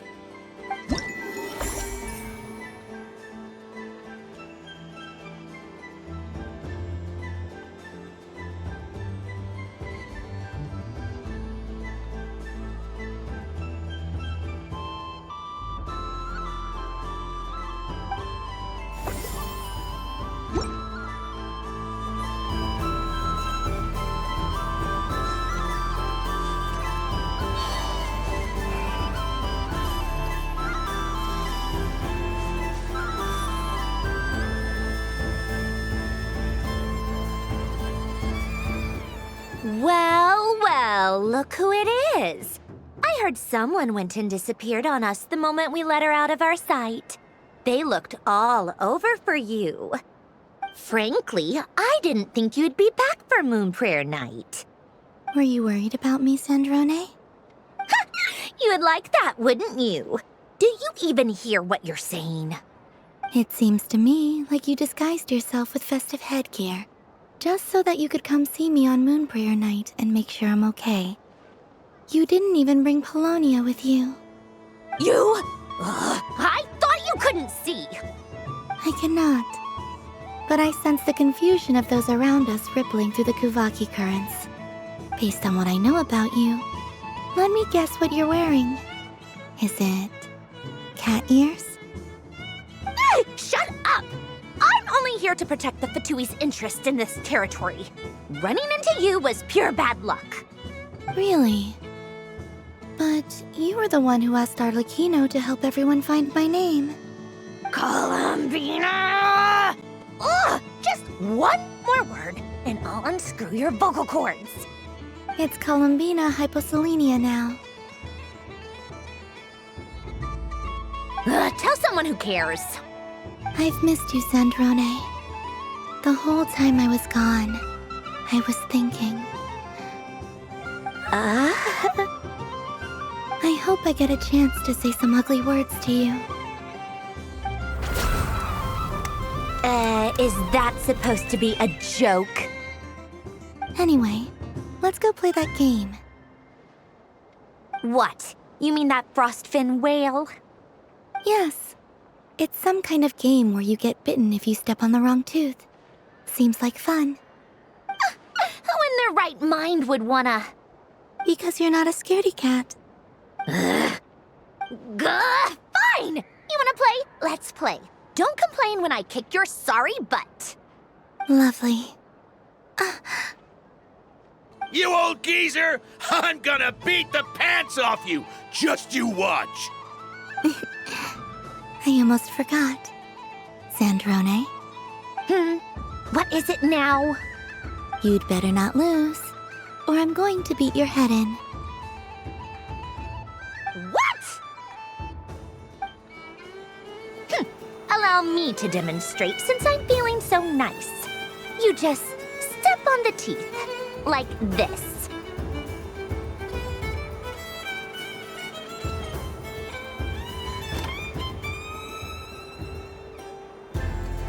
Which should I pick?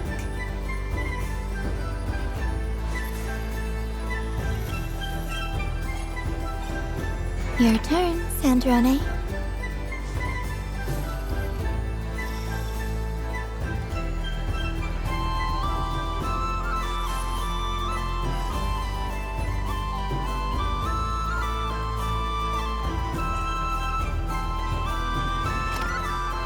Don't come crying to me if you get bitten.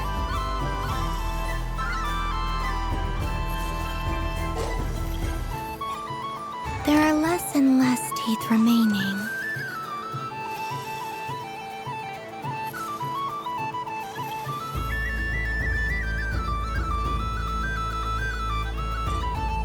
Huh? What's that noise?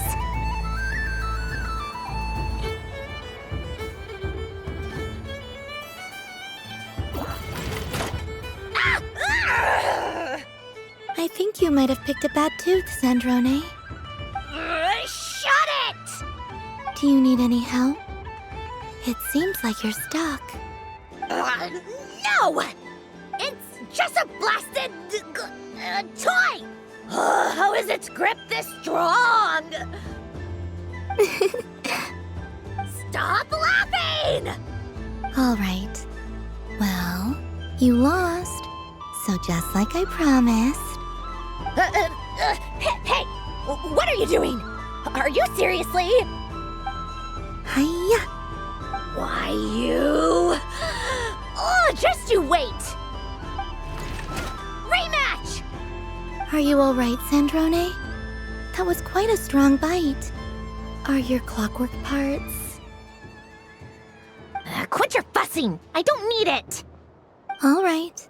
I'll go first this time.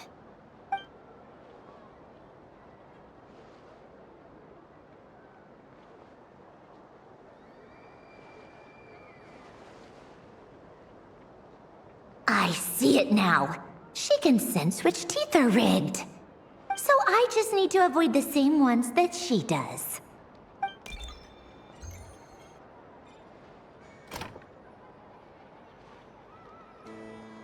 This one... Seems fine. She avoided that one then? Now I've got you. All right, my turn.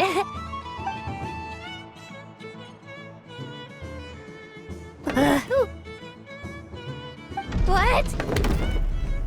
Looks like you lost again, Sandrone. Wait! There's more than one bad tooth!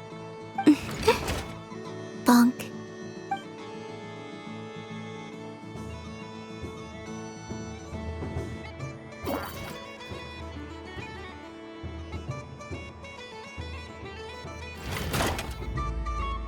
Stupid game! What idiot came up with this?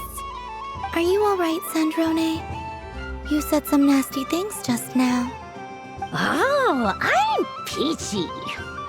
Should I let you bonk me on the head as well? Forget it. Come on, bonk away. It can be your consolation prize for losing so badly. I told you, forget it! Gah, you've always been so annoying. Singing right outside my door, inviting yourself to my tea parties, going AWOL. And now you're off to the moon or something.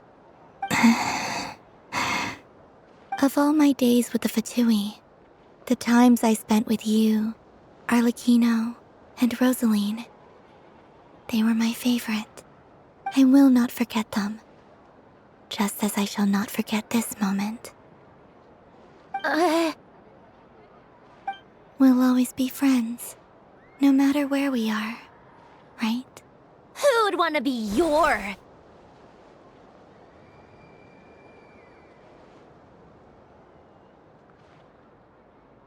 I'll miss you, Sandrone.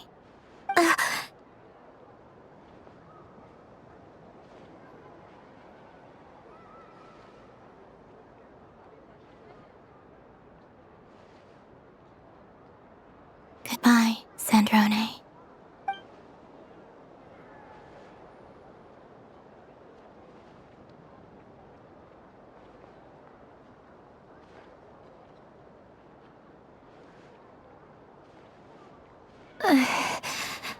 I'll miss you too, Columbina. Sorry, what was that? Ah! Ah! Yeesh! No need to freak out. What's wrong? We've been looking everywhere for you. What do you want? Oh, nice ears.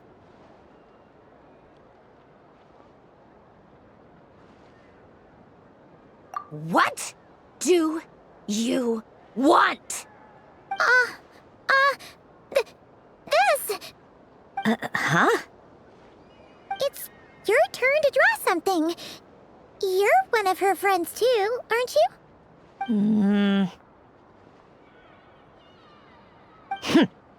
Doesn't know how lucky she is. Sorry?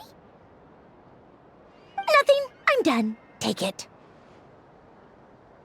Oh, that was fast.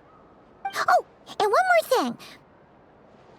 Last time we spoke, you mentioned you were interested in the Narcissan Kreuz Ordo's research, remember? There were too many people when we last met, so we didn't get the chance to do this. What are you talking about?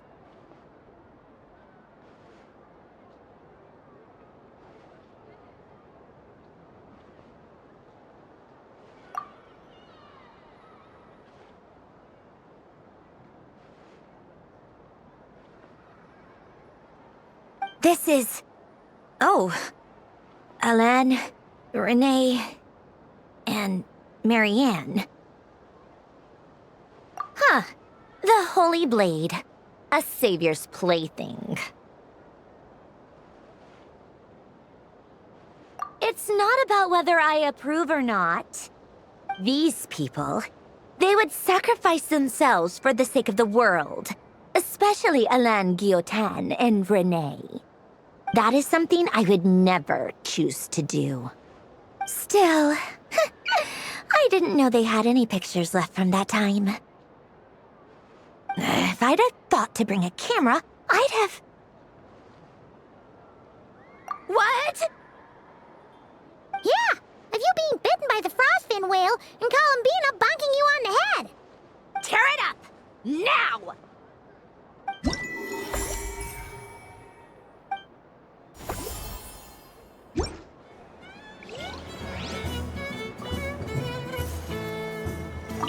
What's there to see on that moon anyway?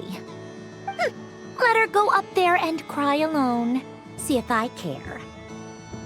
You're giving me candy?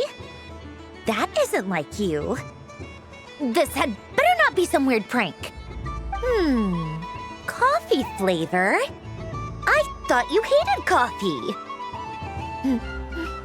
It's extra strong too. You didn't do all this just for me, did you? Hey! Don't take it away! I never said I didn't want it. I mean, you can't unmake the candy now.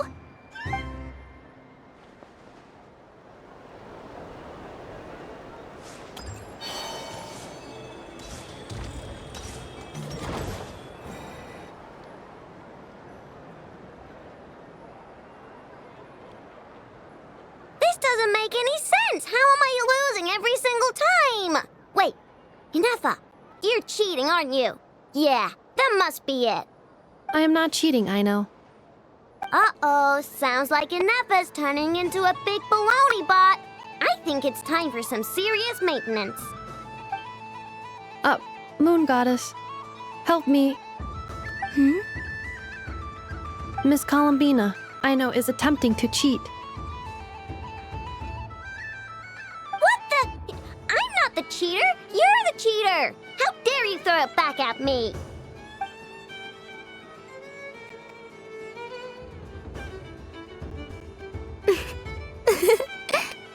All right, fine. Let's all laugh at Aino. Just you wait till I get home, because I'm gonna make a game bot that can win 100% of the time. Let's see you laugh when I come back and beat your butts. You'll all have your heads covered in stickers when I'm through with you.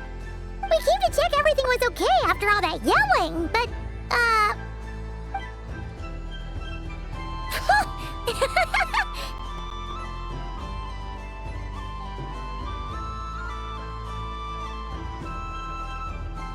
Whatever it is, it sounds like cheating is allowed. Kuhenki concentration. Each player starts with differently colored kuhenki. Each round, they draw one kuhenki from their opponent. When a player has two kuhenki of the same color, they make a pair and can be discarded. Any that can't form a pair must be kept. The round ends when a player can't form any more kuhenki pairs, and that player gets a sticker.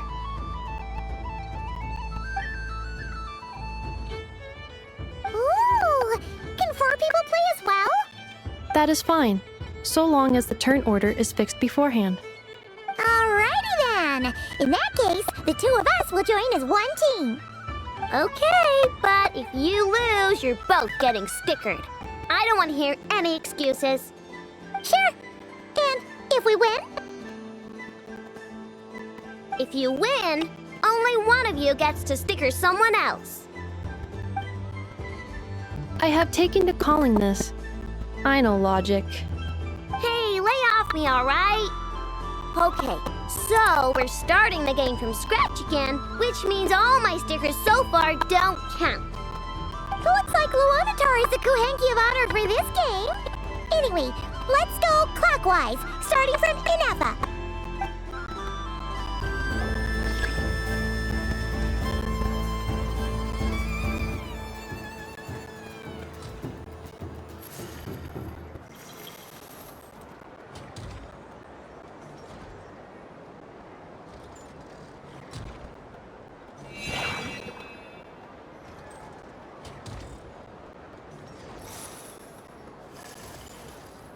Nice! That's a pair!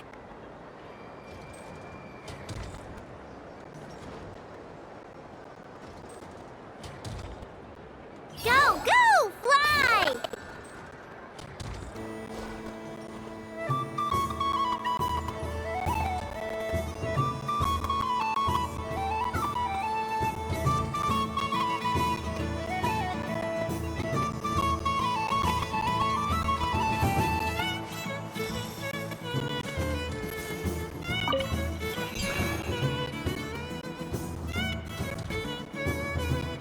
Go on.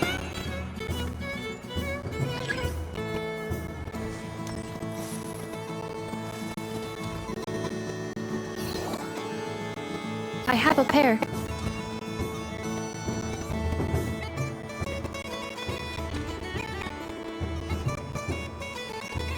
Uh-oh!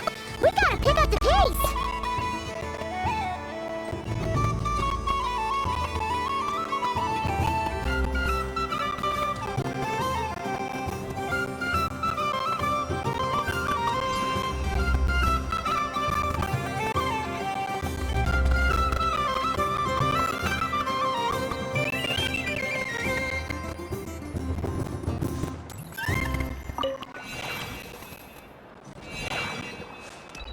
I win.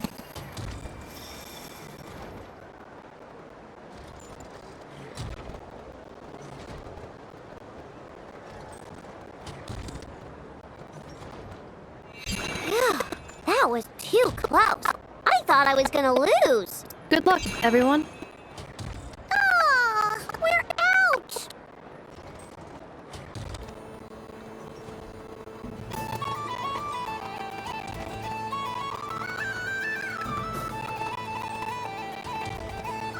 Let me pick a good one. What's it gonna be? You're looking very pleased with yourself there. What happened to being a huge Grumposaurus? I won. Duh.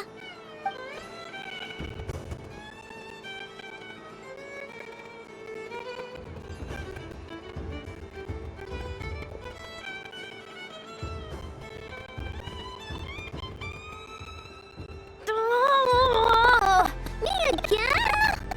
Don't fidget too much, Ino, or the sticker's going to fall off. I don't care. If it falls off, it falls off. If a pair of Kuhenki get discarded, why not a pair of stickers? Huh? Huh?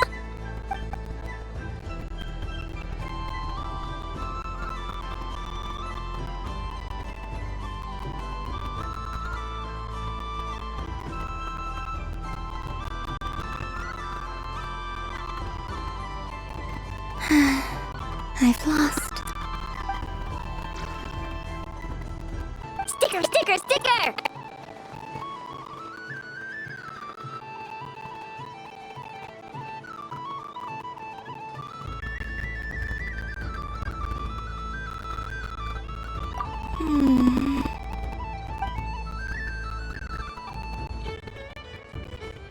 Cute!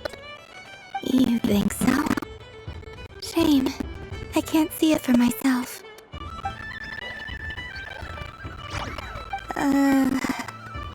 What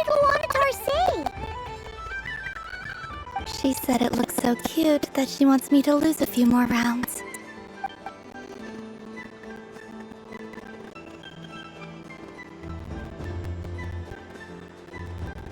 Who put these stickers on Paimon's eyebrows? Ugh, she can barely see. Alright, now, I think we got enough evidence to prove that there's a serious problem here.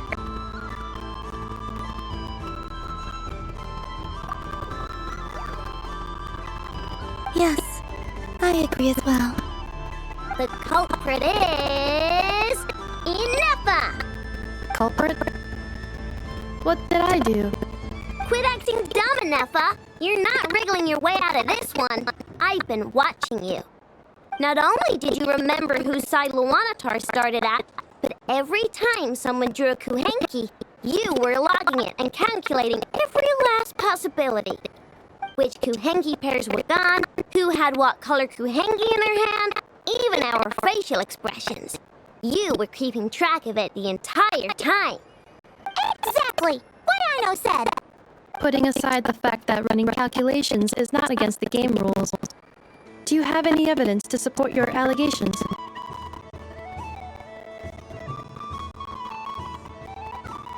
But that's not against the rules either. So she admits it. She certainly does. Alright, everyone grab a sticker. It's time to get Ineffa back. But... Take that!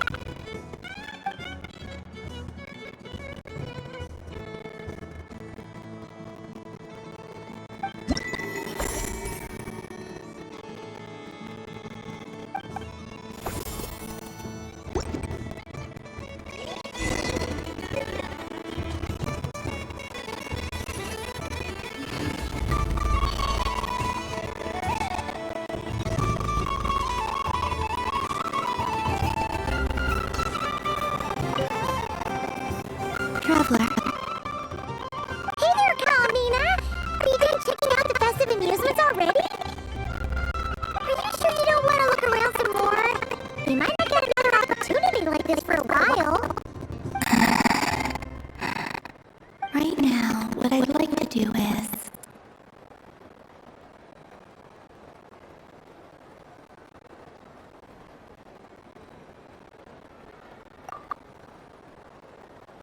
Oh, candy for us? Thanks a bunch, Kalamina. Don't mind if we do. Whoa, this one's intense. It's so tasty. What about you, Traveler? How does yours taste?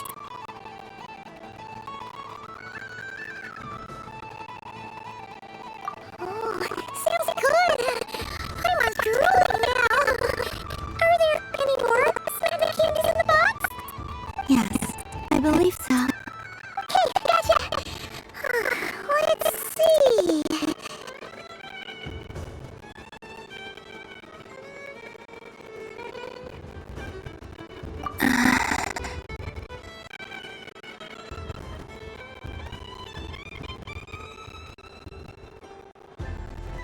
Sure.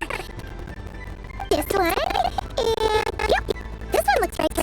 Okay, that's 3. Here we go. 1 per person.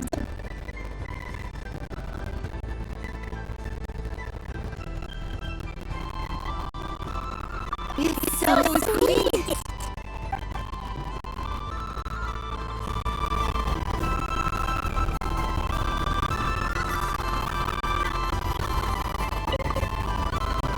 Traveler, Paimon.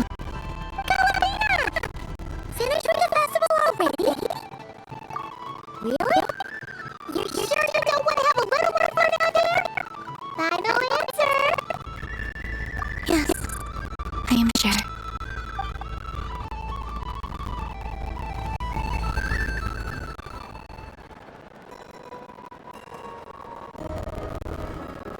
This was the most fun I've ever had on Moon Prayer Night. Everywhere I went, people were saying, "Welcome home," and there were friends at every turn. I only wish it could last longer than one night.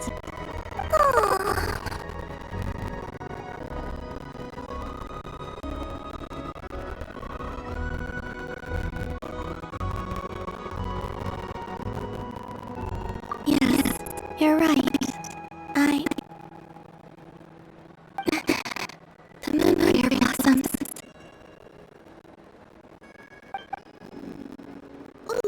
Look! Moon prayer night has come.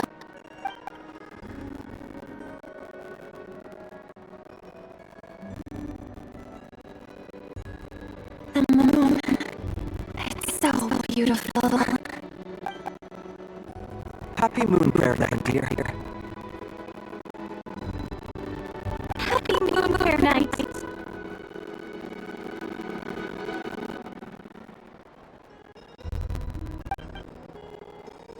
Happy Moon Prayer Night.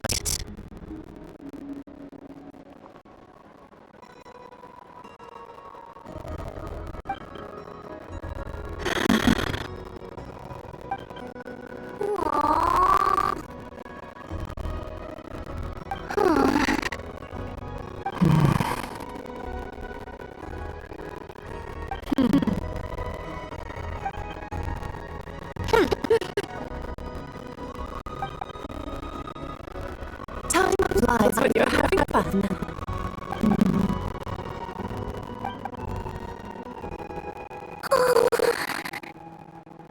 Looks like the time has come.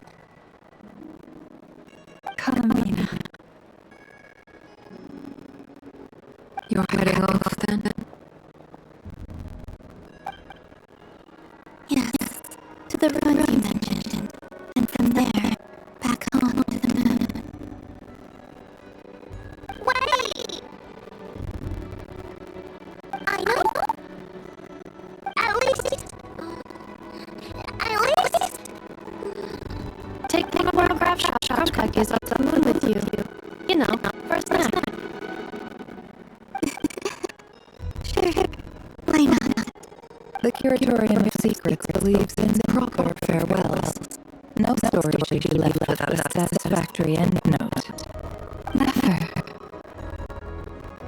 Farewells are an important affair for the Ratniki, too.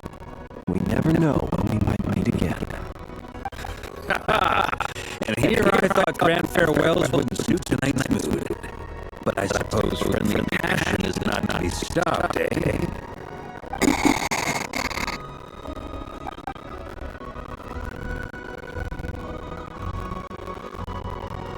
We made a little something for you, Columbina. What is it? A little greeting card with drawings by all of your friends. You did mention things like a portrait done, so I took the liberty of creating it for you. I, meanwhile, did the portrait of Mr. Albedo, and Mr. Barca did the same for me. I think my work is pretty true to life, don't you think? The picture of Ashford was my doing. The two of you seem to get along rather well. Wait, was I the only one who did a full body picture? That's so embarrassing. I did pictures of me and Anessa. I did my own portrait with one hat guy. Plus, there's some images with Archon and Centurion. So, if you ever miss us, just hit the card open and we'll all be right there with you. I don't know what to say. Thank you so much, everyone. This whole Moon Prayer Night was more than I could have ever asked for. It is the greatest gift I've ever received. Mama, I figured it out. Figured what out? Remember how the Frostwind Scion used to use milk as invisible ink to write hidden messages? That was a very long time ago. Oh! Are you saying? Yes. When I miss you all, I shall use the moon in the same way to write words that only you can see beyond the moon itself. Wow, that sounds lovely. Quite. But how do we sound? Simply open your windows on nights when the moon shines bright, and the moonlight will naturally flow towards the words I have written. That sounds most fitting indeed. Very true form.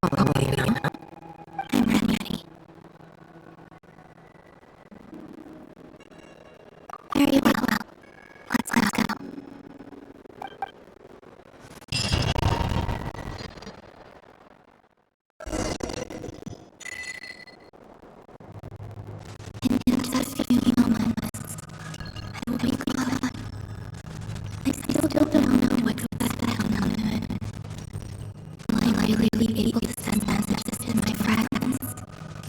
The Kuhenki, the animals of Nonarai. I'll never get to see them again. I wonder where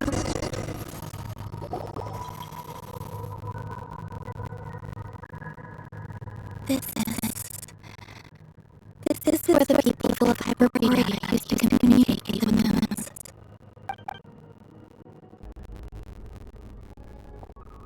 Terra Moon, Frost Moon, Iridescent Moon.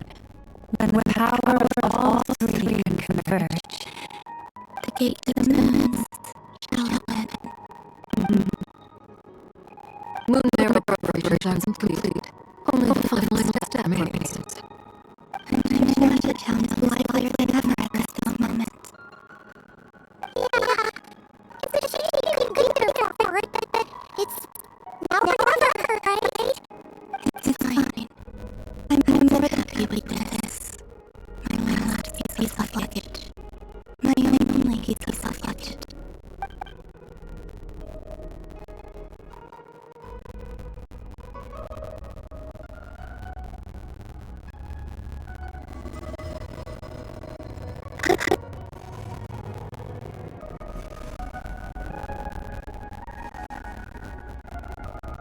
I can already feel the moon calling to me.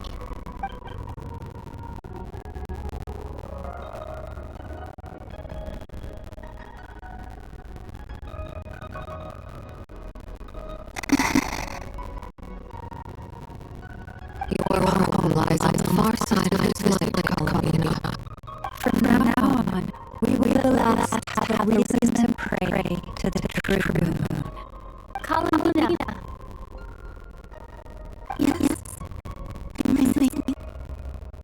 Be sure to come back and see us when you get a chance.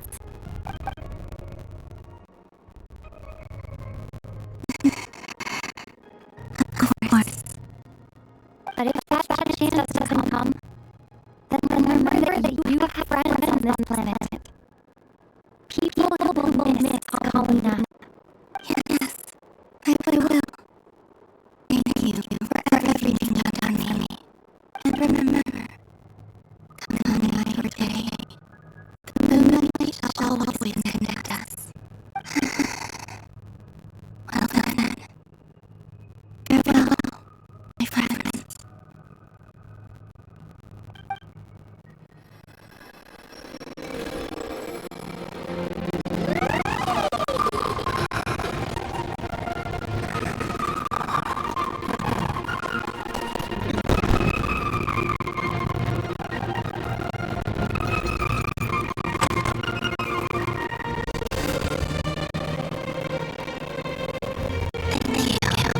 This was my happiest night of that.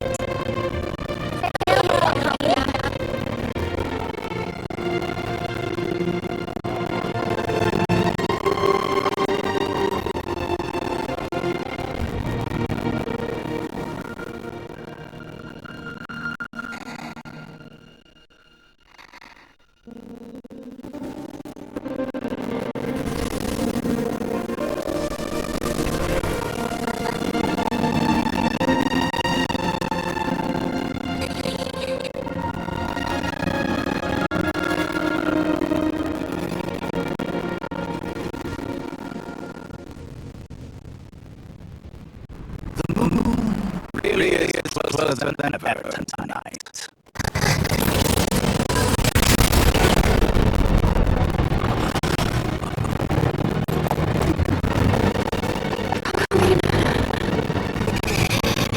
All the green moons in one place.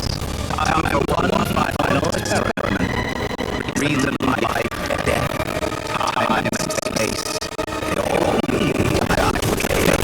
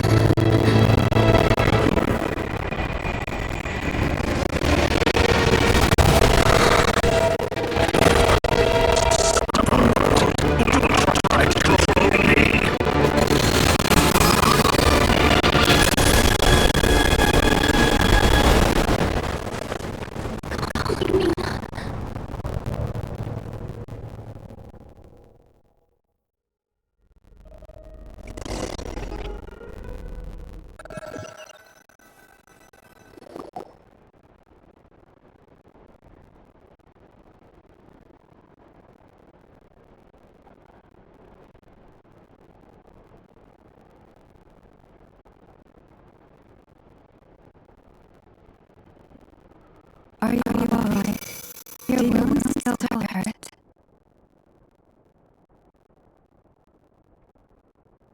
I had someone prepare a little medicine that could prove effective. Take it if you need to. In that case, let me relay the contents of the call we made to Alice after the incident occurred. That totally is a crafty one. It disrespected the Hexer's circle by creating a huge fuss at vast borders. I just assumed that the cause was an abyssal intrusion in the outside world, which in fairness is a rather common occurrence. But after learning you managed to influence the gentleman nearby, I realized that perhaps this interference could have come from within the Vact instead. You weren't able to change your face. True. You couldn't change how their stories ended, but you did build some variables around yourself. Variables? Yes. Things you heard that you could not otherwise have learned. Ideas that would otherwise have never crossed your mind. All these things are variables. Of course, most variables would be placed into insignificance with the myriad of possibilities floating around.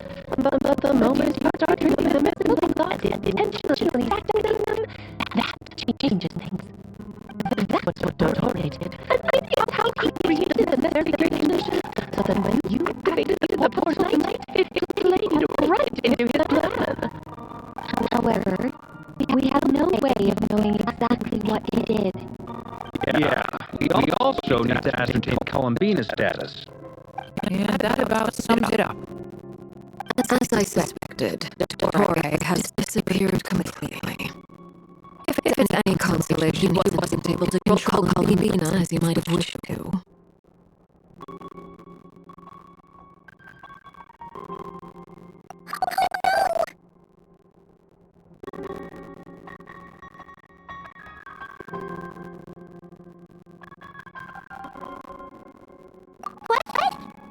What?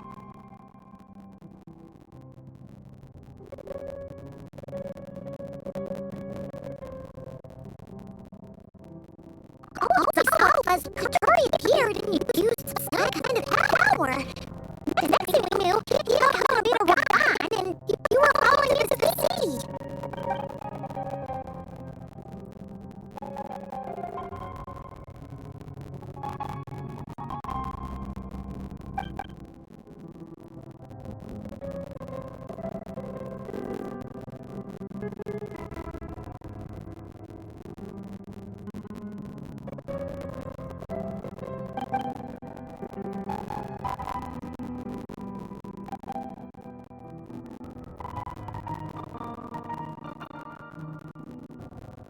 So, Columbina intentionally opened the Moon Gate and escaped into the same mysterious world as Rarier and Valendis. Sounds like bad news.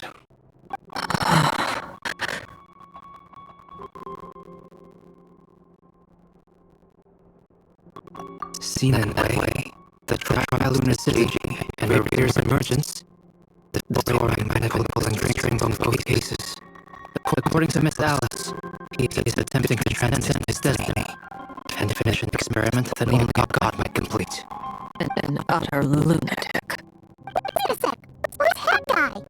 Seems like he wanted you here for this.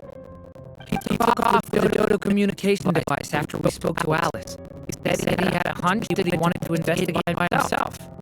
The look on his face was terrifying. I've never seen him like that before.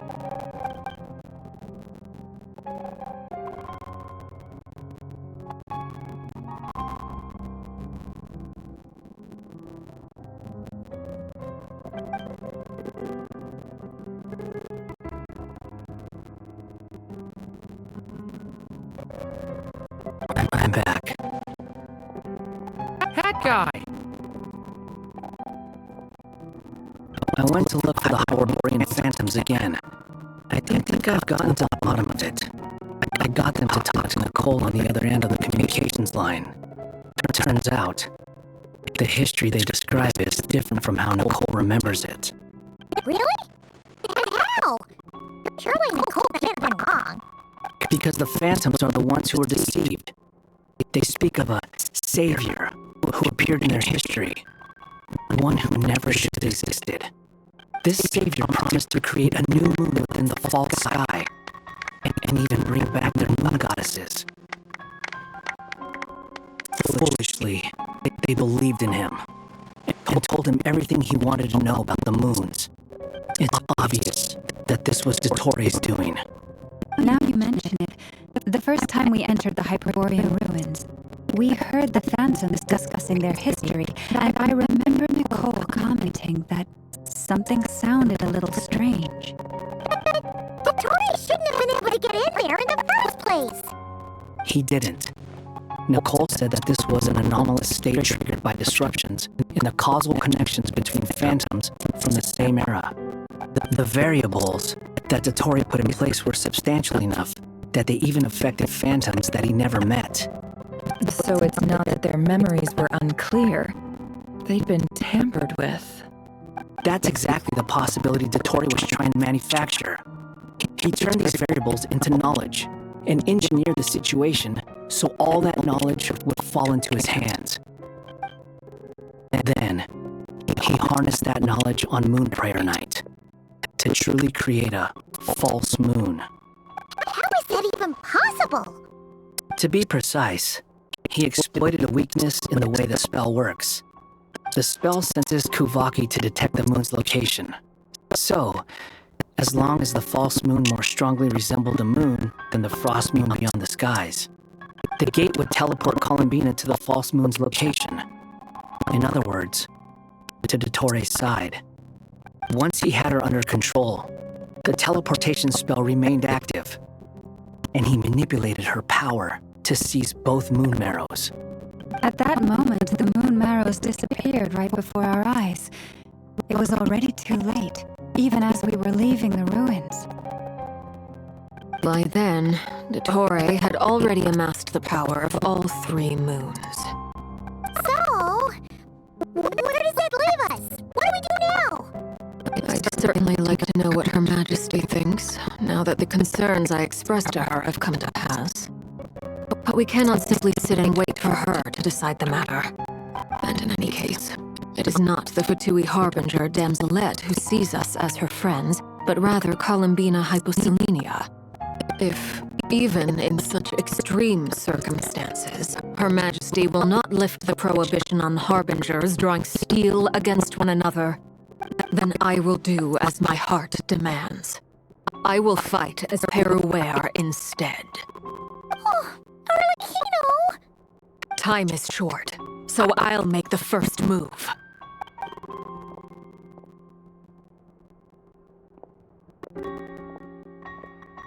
Whew. Even Arlecchino seems to be losing her cool now.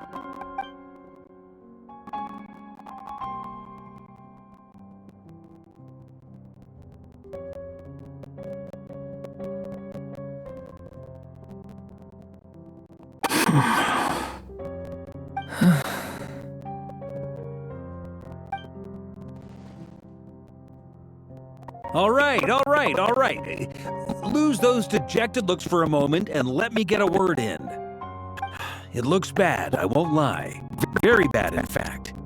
So Dottoro's pulled some real dirty tricks to gain the upper hand. For now. And yeah, it's to the point where even the mages say that his variables have affected destiny. I'm not so sure, though. Many have told me that Tevat's destiny is fixed, and that does appear to be the case. Well, what makes Dottore so sure he'll be the exception? And since he was able to stack these variables up, who's to say we can't do the same? You of all people should not be discouraged, traveler from afar. This isn't over yet.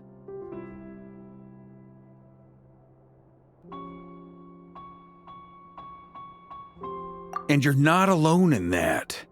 Everyone here does, whether they've spoken thus far or not.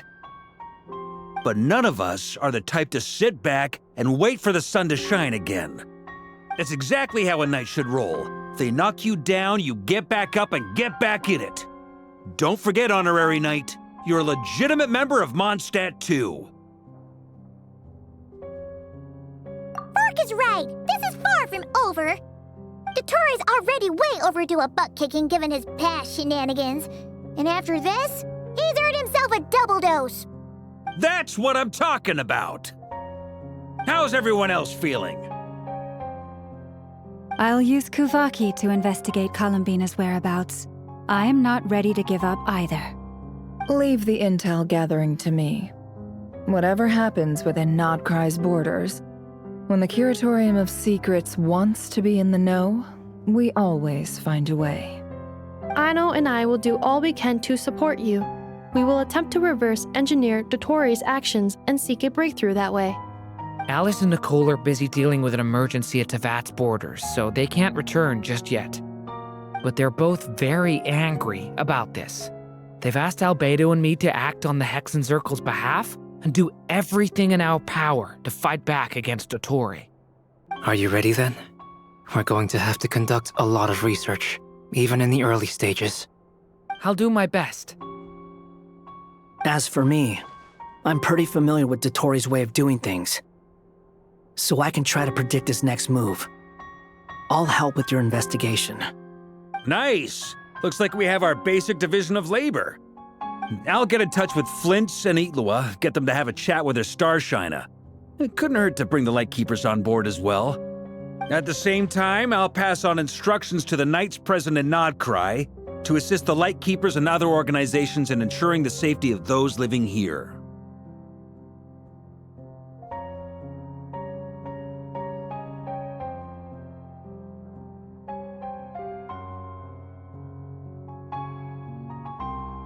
Yeah! We'll show him! That's it then. Good luck, everyone.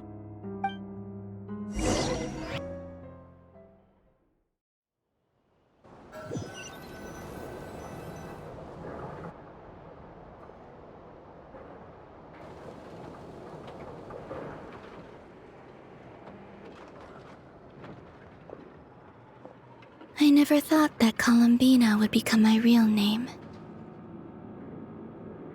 It went from being a Fatui code name to something my friends call me. And remember, come night or day, the moonlight shall always connect us.